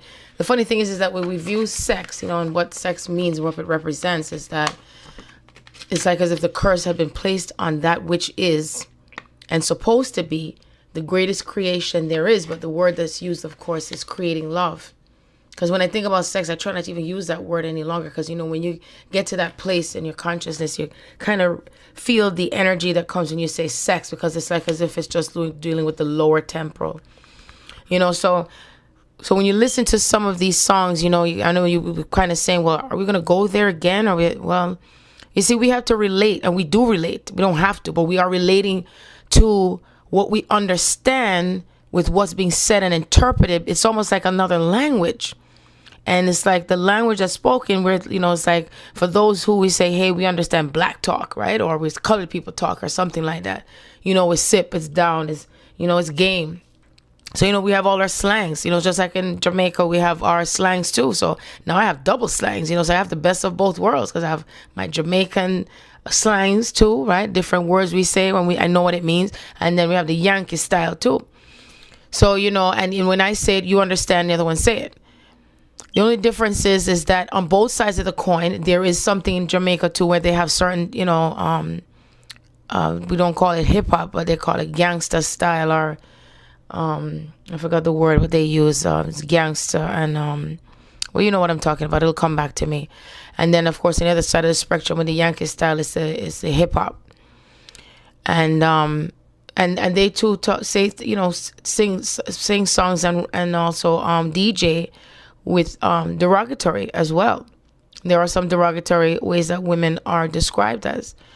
And all I'm saying is that even the ones that you may have heard, at some point I'm going to be bleeping them out anyway, even as much as any songs that mention the DE or the SA. I will be, you know, bleeping out those portions. But when it's bleeped out, you're going to know what it is. But I want you to be conscious. I want you to listen to the details as far as what's being said, the messages that are coming across, how it makes you feel.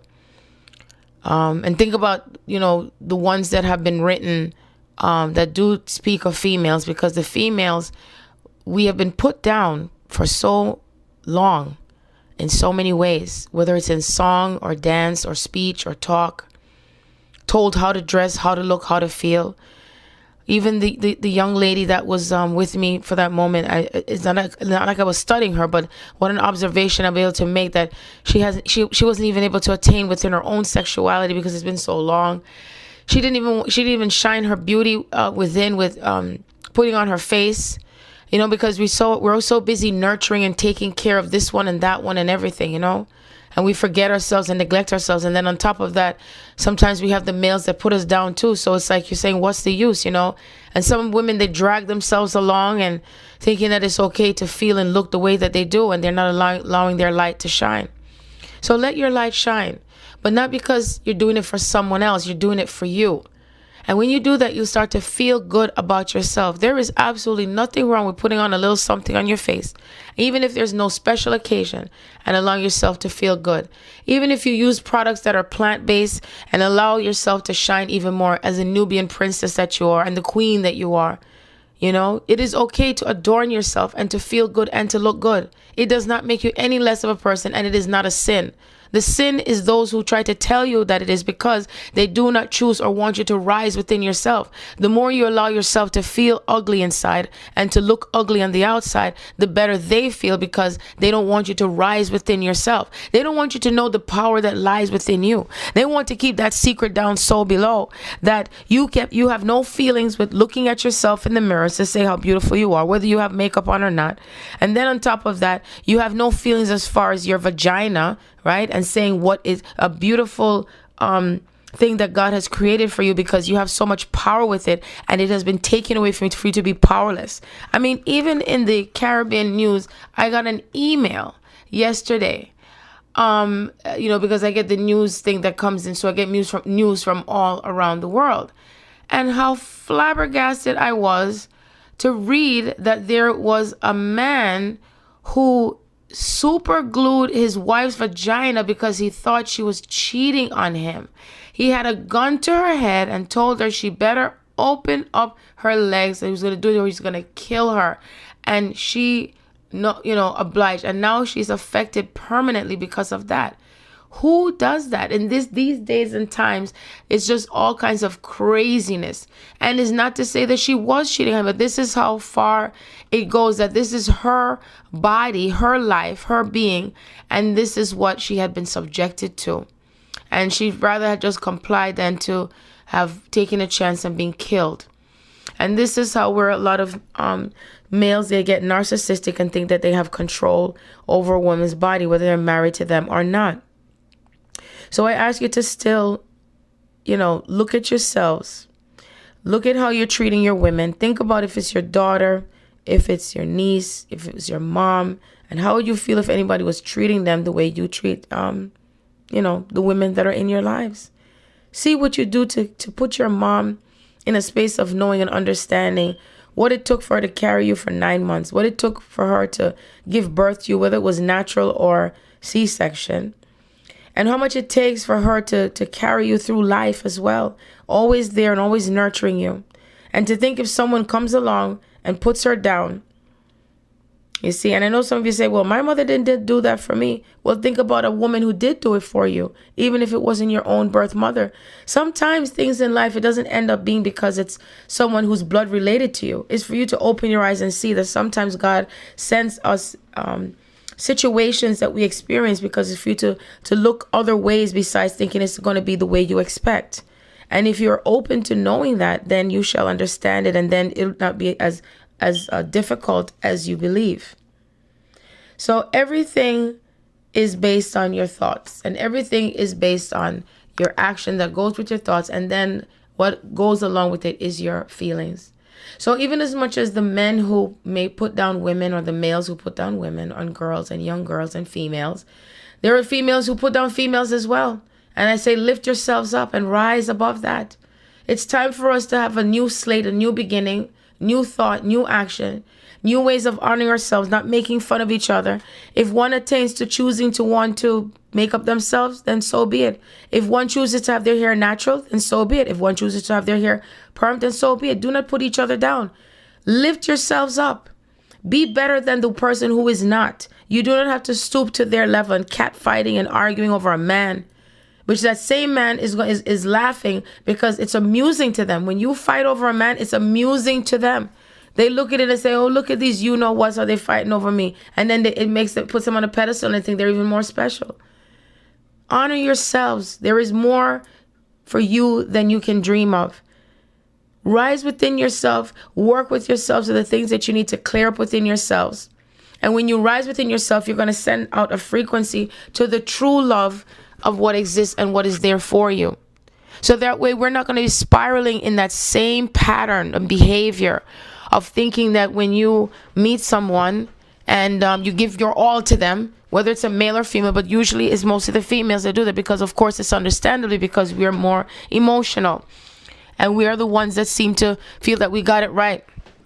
But now it's time for us to understand that we cannot expect that the man is going to know what we're thinking and feeling and doing it. You see, it's a matter of you getting to that place where you're doing and being it for yourself. You fill yourselves up first. You enjoy your own company first. You create love within yourself first. You're not seeking outside sources and things or people or events or how much money you have in order to feel and be happy. You be happy within yourself, enjoying your own company within yourself. You work through yourself. And even if you become an independent woman, sometimes you got to let go too. Sometimes you got to let the man be a man too. You see? Because then what'll happen is you become so bitter and rigid inside eventually. And I know some women who are so rigid and bitter and they're in no relationship and they're the ones that say, oh, I don't need a man. I don't have to have a man. I'm okay. You know, I've been done through all them MFs, you know, and stuff like that. And you feel you don't need love. And if you feel that you don't need love, you're fooling yourself and you're lying to yourself. You're so busy focusing on other people's love lives, telling them who they should be with and not be with, and you're not focusing on your own. So mind your own business and find your own love life. Interfere in your love life. Interfere in your life with love. Take part in your life with love and the love of your life. Connect yourself to the divine source within. Connect to yourself to the oneness, to all of life. Go outside and take a breather and focus on you. Focus on taking a nice warm bath and relaxing yourself and attuning yourself to the Christ consciousness. Put yourself in the category of the queen now. You know what I'm saying? That you already have acquired that queen kingdom that's within yourself. You don't have to go outside of yourself anywhere to say, hey, I'm here. You're already there. But you just have to open and unlock the doors to that which you are blocking yourself from receiving. So you can start feeling what joy is like. You see? Instead of raining on somebody else's parade because you're so miserable. So you smoke all these cigarettes, you huff and you puff, you pace up and down. You start thinking about what you're going to do coming to work the next day to try to make somebody else's life miserable. Sometimes I think that the women who get more bitter inside are worse than the man who acts egomaniacal. Because they get petty, childish. They try to be more controlling and vindictive. You know, that's the female aspect. Vindictiveness and petty and they try to control things and they manipulate just as well. You know, they try to sabotage, plant things in certain places. I mean, it's amazing. And I'm telling you, I've seen it and I've heard it. And I shake my head. But then there's a lot of times too that the women, I know that sometimes you feel that you're doing what you're doing because you're reacting to something that someone does to you. But I'm telling you that if with every action that you have a reaction to, then you're going to have another action that comes with it. And then you have consequences. And it's like two wrongs do not make a right.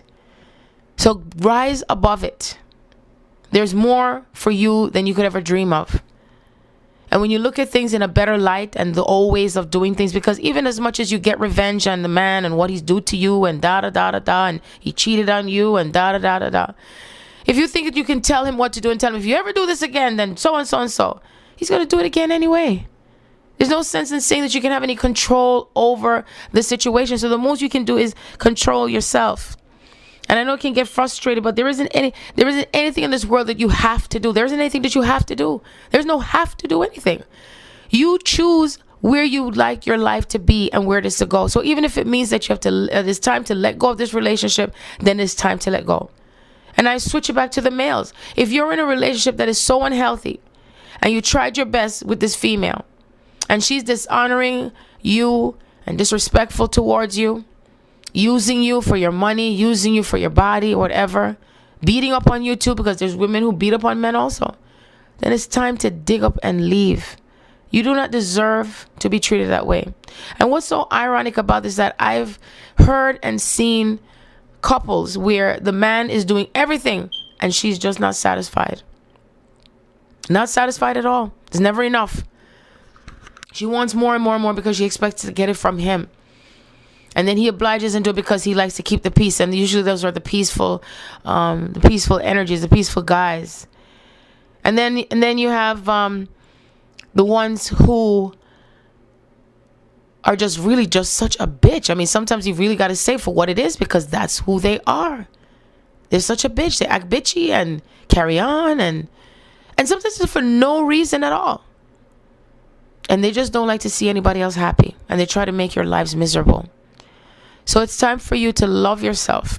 And when you love yourself, then that which is on the outside that you feel is a reflection of being called that shall no longer exist. Because I cannot think of myself, of all the relationships that I've been through, it was very rare that I had anyone call me those derogatory names. Very, very rare. I mean, I can count on half of my finger. So therefore, I can only think that because I honor myself more than I didn't. I mean, there were times when I didn't. There were times when I had very low self-esteem. I did. I'll be honest with you. I looked at myself and I said, wow. When I looked at myself when I was in my 20s, I told you, and I saw myself in the video with my two oldest sons, and I looked pathetic. But at the same time, I was strong. But still, I saw that there was a part of me that there was it's like as if I was just in another world. Like, am I here? Why am I here? Who am I? Am I going to go through this any longer? And I knew that because the relationship that I was in, it was toxic, very toxic. I felt like I was trapped into something. I didn't know if I could get out of it. And I said, I just settled. I settled for less. I just settled. I just didn't think that there was anything more I can do to be out of it. So I might as well stay in it. What else is there, you know? And it's only because when the time came, when things got as bad as it could get, that's when I had the courage to say, fuck this shit. And I have to be very blunt. That's how I felt. That's how I felt. And I said, I had enough. And sometimes that's what it takes for human beings to finally get out of that which is no longer serving them. Get out of whatever it is that is just harmful to them or their children. Thank God it wasn't so toxic where I was being beaten but we used to fight each other, physical fights. I was like, you know something? If I don't get out of this relationship, it's either he's going to kill me or I'm going to kill him, because I was not accepting any man trying to touch me or hurt me in any physical way. So the most that happened with me is that my ears got split, and that was it. But other than that, I was like, to heck with this. No way.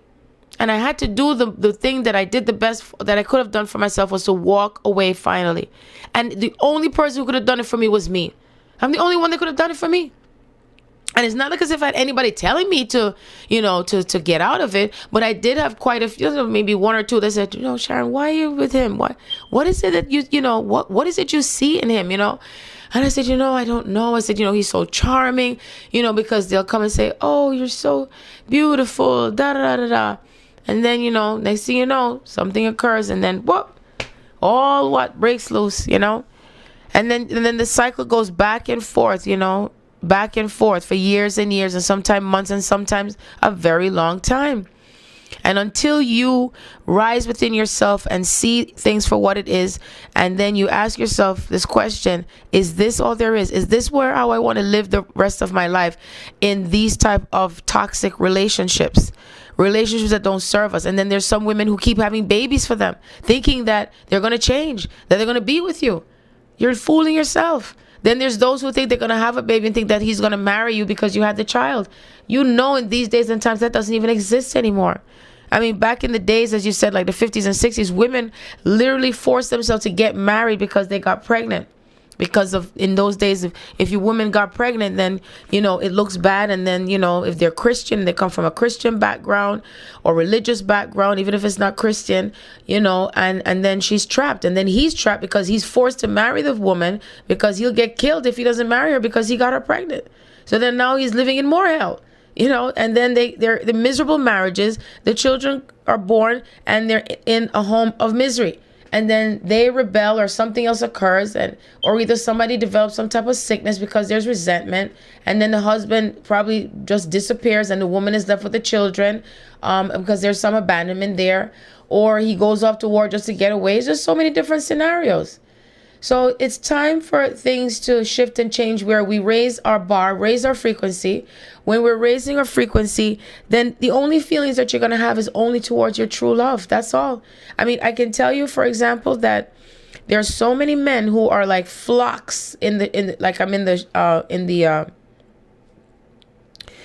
the meadows, and I'm in the meadows, and it's like there are flocks and flocks of men that are trying to get my attention, or they're attracted to me. And even if they could be looking as good as gold, I just cannot, spear myself all over the place. Nor do I choose to go there with being back and forth, or I know that my heart is with someone else. My heart is with someone else. And it can get confusing at times, because, you don't want to feel like as if you put all your eggs in one basket, as they say. But the dynamic of all of this is that when you are at the place where you're really risen within yourself and your consciousness is up more, you still kind of can get that feeling of your connection and what it means for you and what it means with anyone else that is sort of separated from you. In knowing that once you know that your heart is with someone, and there is no replacement of this heart, because this heart is your heart, is you and them, and it's your reflection, it's your mirror, and it's a matter of just being patient for the right person to come along. And trust me, when I know that patient thing can suck sometimes, but I tell you, you know what, it really truly is worth it, because you ask yourself this question. There was a woman who, I don't remember her name, and she also does her videos, and stuff like that, and she said, would you rather wash the drawers of a relationship that you're in that's practically not working for you and toxic, or you rather wait until you're washing the drawers of your twin flame, where you know that you're so in love and connected and one with him, or him with her, or her and her, or him and him, whatever, and you start to feel, hey, this is for life. This is forever. This is what forever is. This is what God promised you, to have your beloved, your true love. And also you're living in a life of paradise. You're in paradise. It's like I visualize myself in Jamaica, in paradise, in love with my lover and my beloved and my twin flame and my husband and my king, all in one. And it's such a wonderful thing, this feeling, just seeing, oh, I'm in paradise. So I'm in paradise within myself. I'm in paradise where he's in paradise too. So now we have like quadruple paradise, and then we're in paradise in Jamaica. Jamaica is considered to be like paradise. A lot of people refer to Jamaica as paradise, and it is paradise. It's like you're in heaven. So you're in heaven within yourself, then you're in heaven within your beloved, and then you're in heaven within the heavens. I mean, that's what I call blissfulness. You see, blissfulness. And that's how creative that you can be, because it's like a signal that goes off, and only he or she will hear that signal. It's like magic. It's like magic. That's what it is. So I wanted to at least, give my stance on that, on where we are with relationships and the differences we can make and the changes we can make when it comes to relationships. Now, I will go more into it further on, but I just wanted to brush on the surface, because you see, a lot of men, even the ones who try to be as strong as they are, they too have feelings too. So they express it in the poetry and the songs. And then when they feel that they've been hurt over and over again, they feel like, you know what? To heck with this, then, they're going to express it in a way that seems negative. But, don't allow one, rotten apple to spoil the entire bunch. Just work on yourselves. Have patience. And do whatever you can to pamper yourself and feel good about yourself. But don't depend on someone else for you to feel good about yourself. You see, because when you're filled up with everything inside of yourself, with love and joy and respect and honor, then that means that if that someone comes into your life and all of a sudden they say, oh, I'm out of here, you know what? It won't affect you as much, because you know what? You're so filled up within everything. There's no energy of lack and limitation. There's no energy of, oh, something's about to happen, because you're not going to think those thoughts. And when you don't think those thoughts, it won't be created. And therefore, you will have a relationship that becomes dynamic. You'll have a partnership where you're working together side by side. No control over the other one. No dictation going on. No focus on, oh, what is he doing? Who is he with? What time you coming home? Where you at? Oh, you better get home, motherfucker. This is what I'm talking about. Bitch, where you at? You better get your ass home before I bust your ass. You see, those type of things is what you're talking about, control and the 3D way of thinking, and thinking that you have power over the person. And there's manipulation. You take the car keys, you run away with the car, you slash the tires, you're stalking them, and he's stalking her, and then it goes back and forth. You know what I'm saying? And then children who are involved, it becomes dangerous too sometimes, and it becomes extremely crazy. So it's not worth it. It's really not worth it, because even in the end, somebody always ends up getting hurt. And then when you feel like you get hurt, then when the time comes, if you get involved in another relationship, then you have more baggage because you haven't resolved how you feel about the person you were with before. So you take that with you, and then that person could be good in your life, and then you kind of chase them away because you're accusing them of things they never did, because you're basing something that you saw or heard that they're going to do the same thing to you, and you start thinking they're going to do the same thing to you. So therefore you create that which you feel is going to happen, and it comes right into your space. So you see, this is a cycle of things that occur based on what? Our past experiences. And you take that with you. Then you develop new experiences, and then you intertwine everything together, and it becomes confusing. And then in the end, you end up hurting yourself. The one person who gets hurt in the end with everything is yourself. You, yourself, and you. And as much as you might want to blame the person for what they did to you, and this one did this to me, I must apologize. That is not about somebody doing something to you. You brought that energy into your space. And whether it's for something for you to learn, or for you to remember, or for you to understand, it plays a role and a place as far as by the time you are attained to your true love. But in the meantime, you still can and should honor yourself and respect yourself enough that you don't allow anyone to step and walk all over you, even and including with your children. Okay, so I just wanted to at least express that to you, based on observation, and even for myself, because I was down that road in some instances, but not entirely. And I can tell you that in the end, no matter what, I was the one that had to make my decision. One, what I deserved to have. Two, I didn't have to put up with nonsense. And I was already the type of person that did not take nonsense. But there was times when I'd give in and be like, just to keep the peace, and hoping that, something would change. And I'm telling you, the ones who feel that, you're praying that something's going to change. If that person is not ready to change, and you know that another year goes by, that most likely they're not going to change. It's going to be the same thing. You're fooling yourself again. When you think, I'll go to church with you, and they're going to go to church with you, and you think, gosh, he's going to go to church with me, so he's changing. Something. And they still go back to the same thing again. So you got to really, really ask yourself this question. Do you really feel deep down inside it's just a facade? It's fake. It's phony. It's not real. So instead of concentrating on what you think they're doing to change, you focus on you as far as what you're doing to change for you. And when you start to change what there is to change for you, then your outer circumstances will start to change. And if it is meant to be that he works on himself, and he does, and you feel it, know it, and he's doing the same thing for you, and he realizes it, or she realizes it, then you know that it's real. But if you try to fool yourself into thinking he's changing, and he goes back and forth doing it this way and that way, and another year goes by, and another 2 years go by, and you're waiting and waiting and waiting, and you're going back and forth, still trying to convince yourself, come on.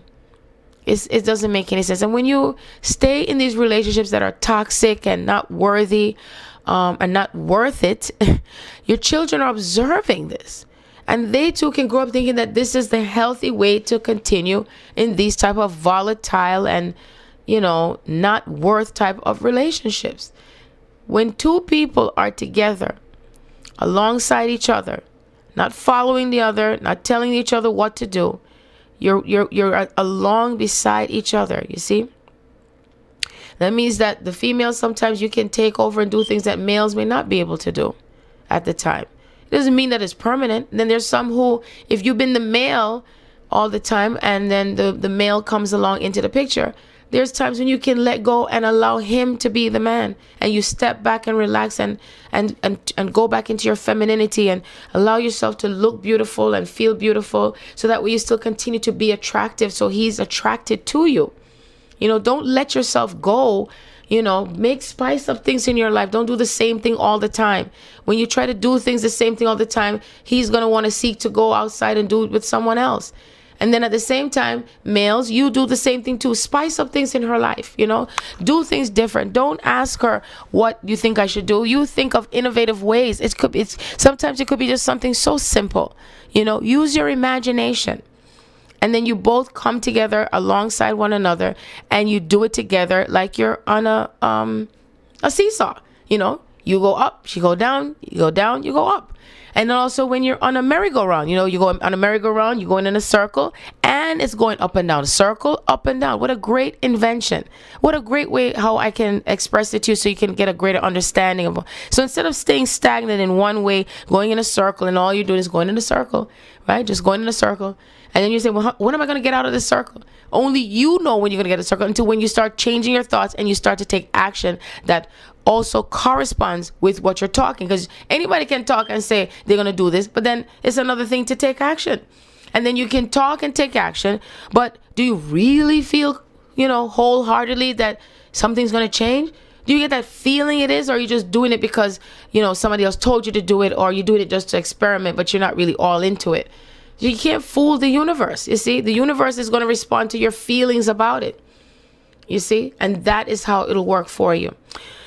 Anyway, I just want to finish up on the hip hop and in terms of what it means and what it depicts in not only for society, but also the impact that it has made in our millennium, and the changes that has been made with the type of hip hop and the genre of music, and there's no stopping it. It's like it has built up already. It has come forth the way it is because this is an expression. And I'm telling you this: God created hip hop. God created rap. God said, hey, we're demonstrating here a different genre here. We're demonstrating a different method, a different way that we express ourselves. We started on one generation with a different type of music, and now it's in a new generation. So it's like we're saying we're getting with the program. You see, we're getting with the program here. So even if you say, well, this program seems negative to me, well, guess what? Sometimes when you relate to something, people would rather talk to you because you get real with them than if you apply yourself to being fake and act like as if something else doesn't exist. You see, it's like getting right to the nitty gritty. So you get right to the nitty gritty, but as long as you don't stay there too long, and then you rise up again, it's almost like you're using a reference point. So people feel better when they're able to express themselves. When they express themselves behind closed doors, it's almost like they feel like as if something's closing in on them, and they're not able to. They're not being heard. So when people feel they're not being heard, then what they do, they get frustrated, then they get angry and resentful, and they bottle up inside, and that's how you can create sometimes these serial killers. You see, and people want to ignore them. They feel they're being ignored. So therefore, allow yourself to express as long as it's not hurting anyone, and that you have that respect for them as well as yourself, and that if it's something that it goes so deep for you, and you feel like you want to hurt yourself or someone, then seek counsel from someone. It could be anyone, as long as you feel comfortable with them.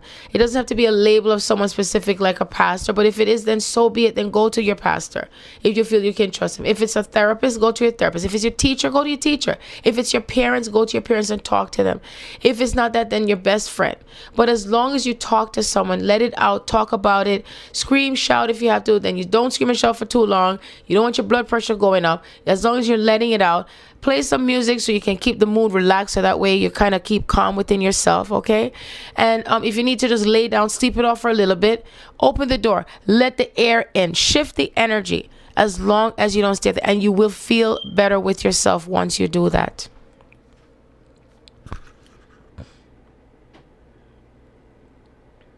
So now I'm going to go into finishing off with another article that I found.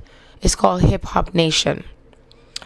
And this was written by Christopher John Farley. And believe it or not, this was written on Monday, February 8th, 1999. So when I think of 1999, of course, that is the year that my mom passed away. And also I remember there was a scare going on to do with the computers and what was going to happen, because we're heading into the millennium and the newness of life, and etc., etc. So I'm going to read its time, and it says Hip Hop Nation. Music mixes with memory As we think back over the 20th century, every decade has a melody, a rhythm, a soundtrack. The years and the sounds blend together as we scan through them in our recollections. A car, radio searching for a clear station. The century starts off blue. Robert Johnson selling his soul to the DE at the crossroads. Then the jazz age, Louis Armstrong, Duke Ellington, and later on, Benny Goodman and strange fruit hanging from the popular trees. Mid-century, things start to rock with Chuck Berry. Wop, baba, loo, bop, bop, bam, boom. The Beatles, Aretha Franklin, A Hard Rains Are Gonna Fall. Bob Marley, Stevie Wonder, It Might Be Better to Forget the 80s, the pause-pouring heavy metal bands, Debbie Gibson, Let's Get Physical, Physical, the guy with the haircut in Flock of Seagulls. Perhaps the remembered sounds of REM, U2, and Prince can drown them all out. Will we remember the last days of the 90s? Most likely to the rough-hewn beat of rap. Just as F. Scott Fitzgerald lived in the jazz age, just as Dylan and Jimi Hendrix were among the rulers of the age of rock, it could be argued that we're living in the age of hip-hop.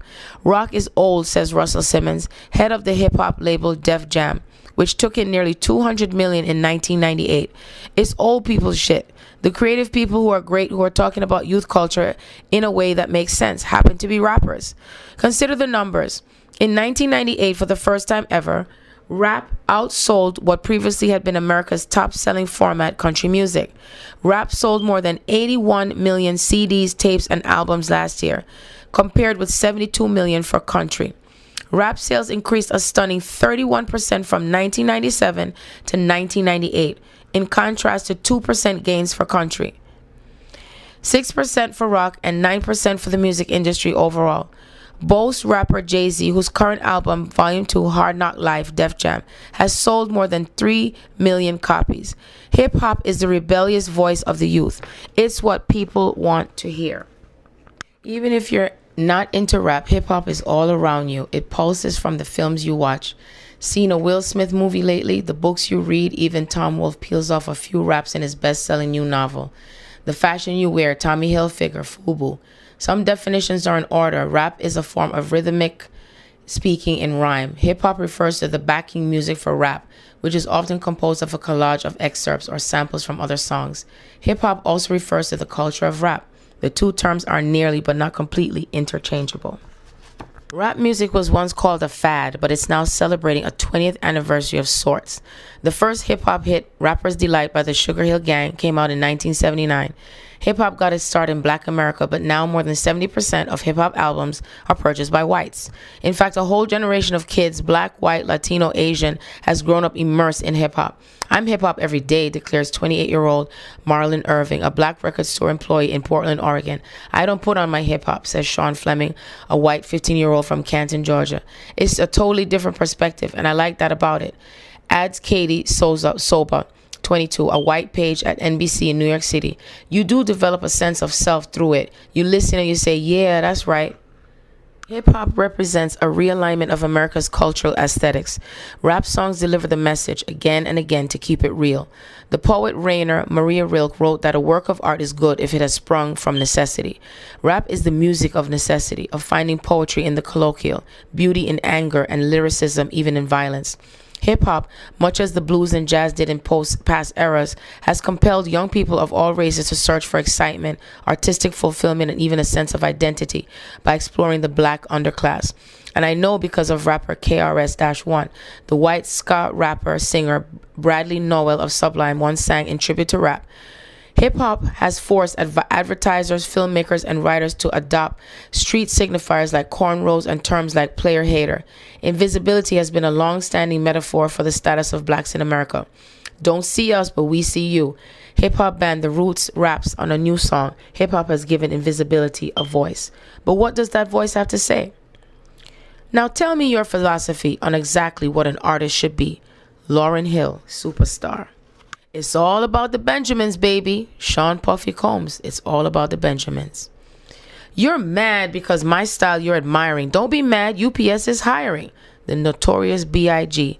Flavor in Your Ear remix. Poetic language emerges out of the ruins of prose. Jean-Paul Sartre, Art and Action. We in the 90s, and finally it's looking good. Hip-hop took its billions. I knew we would. Nas, We Will Survive. Friday night at Life, a dance club in Lower Manhattan. Grandmaster Flash pulls the 11 p.m. to 2 a.m. shift, and he's doing his thing. The Furious Five has long since broken up. Flash had drug problems, money problems, and a court battle with his old record company, Sugar Hill. But he says today he has no ill will. He's the musical director on HBO's popular Chris Rock show, and he's helping to develop a movie script about his life. I was bitter a while back because I got into this for the love, says Flash. I gave these people the biggest rap group of all time. But as long as there's a God, as long as I'm physically able to do what I did, I can do it again. The dance floor is getting crowded. Flash puts on a record, does a little scratching. He plays the instrumental intro again and again, and then it plays through. Ain't no stopping us now. At first, I did not know what I wanted, but in the end, I understood the language. I understood it. I understood it all wrong, perhaps. That is not what matters. Does this mean that I'm freer than I was? Samuel Beckett Malloy. There are some people in hip-hop that care about leaving a mark. There are some of us that look at inner visions as a benchmark, or blood on the tracks, or blue or purple rain. Leaving a mark is more important than getting $1. Lauryn Hill's album is one of the first gunshots of hip-hop art the world is going to get. You could get the money, you could get the power, but you keep your eyes on the final hour. Lauryn Hill, Final Hour.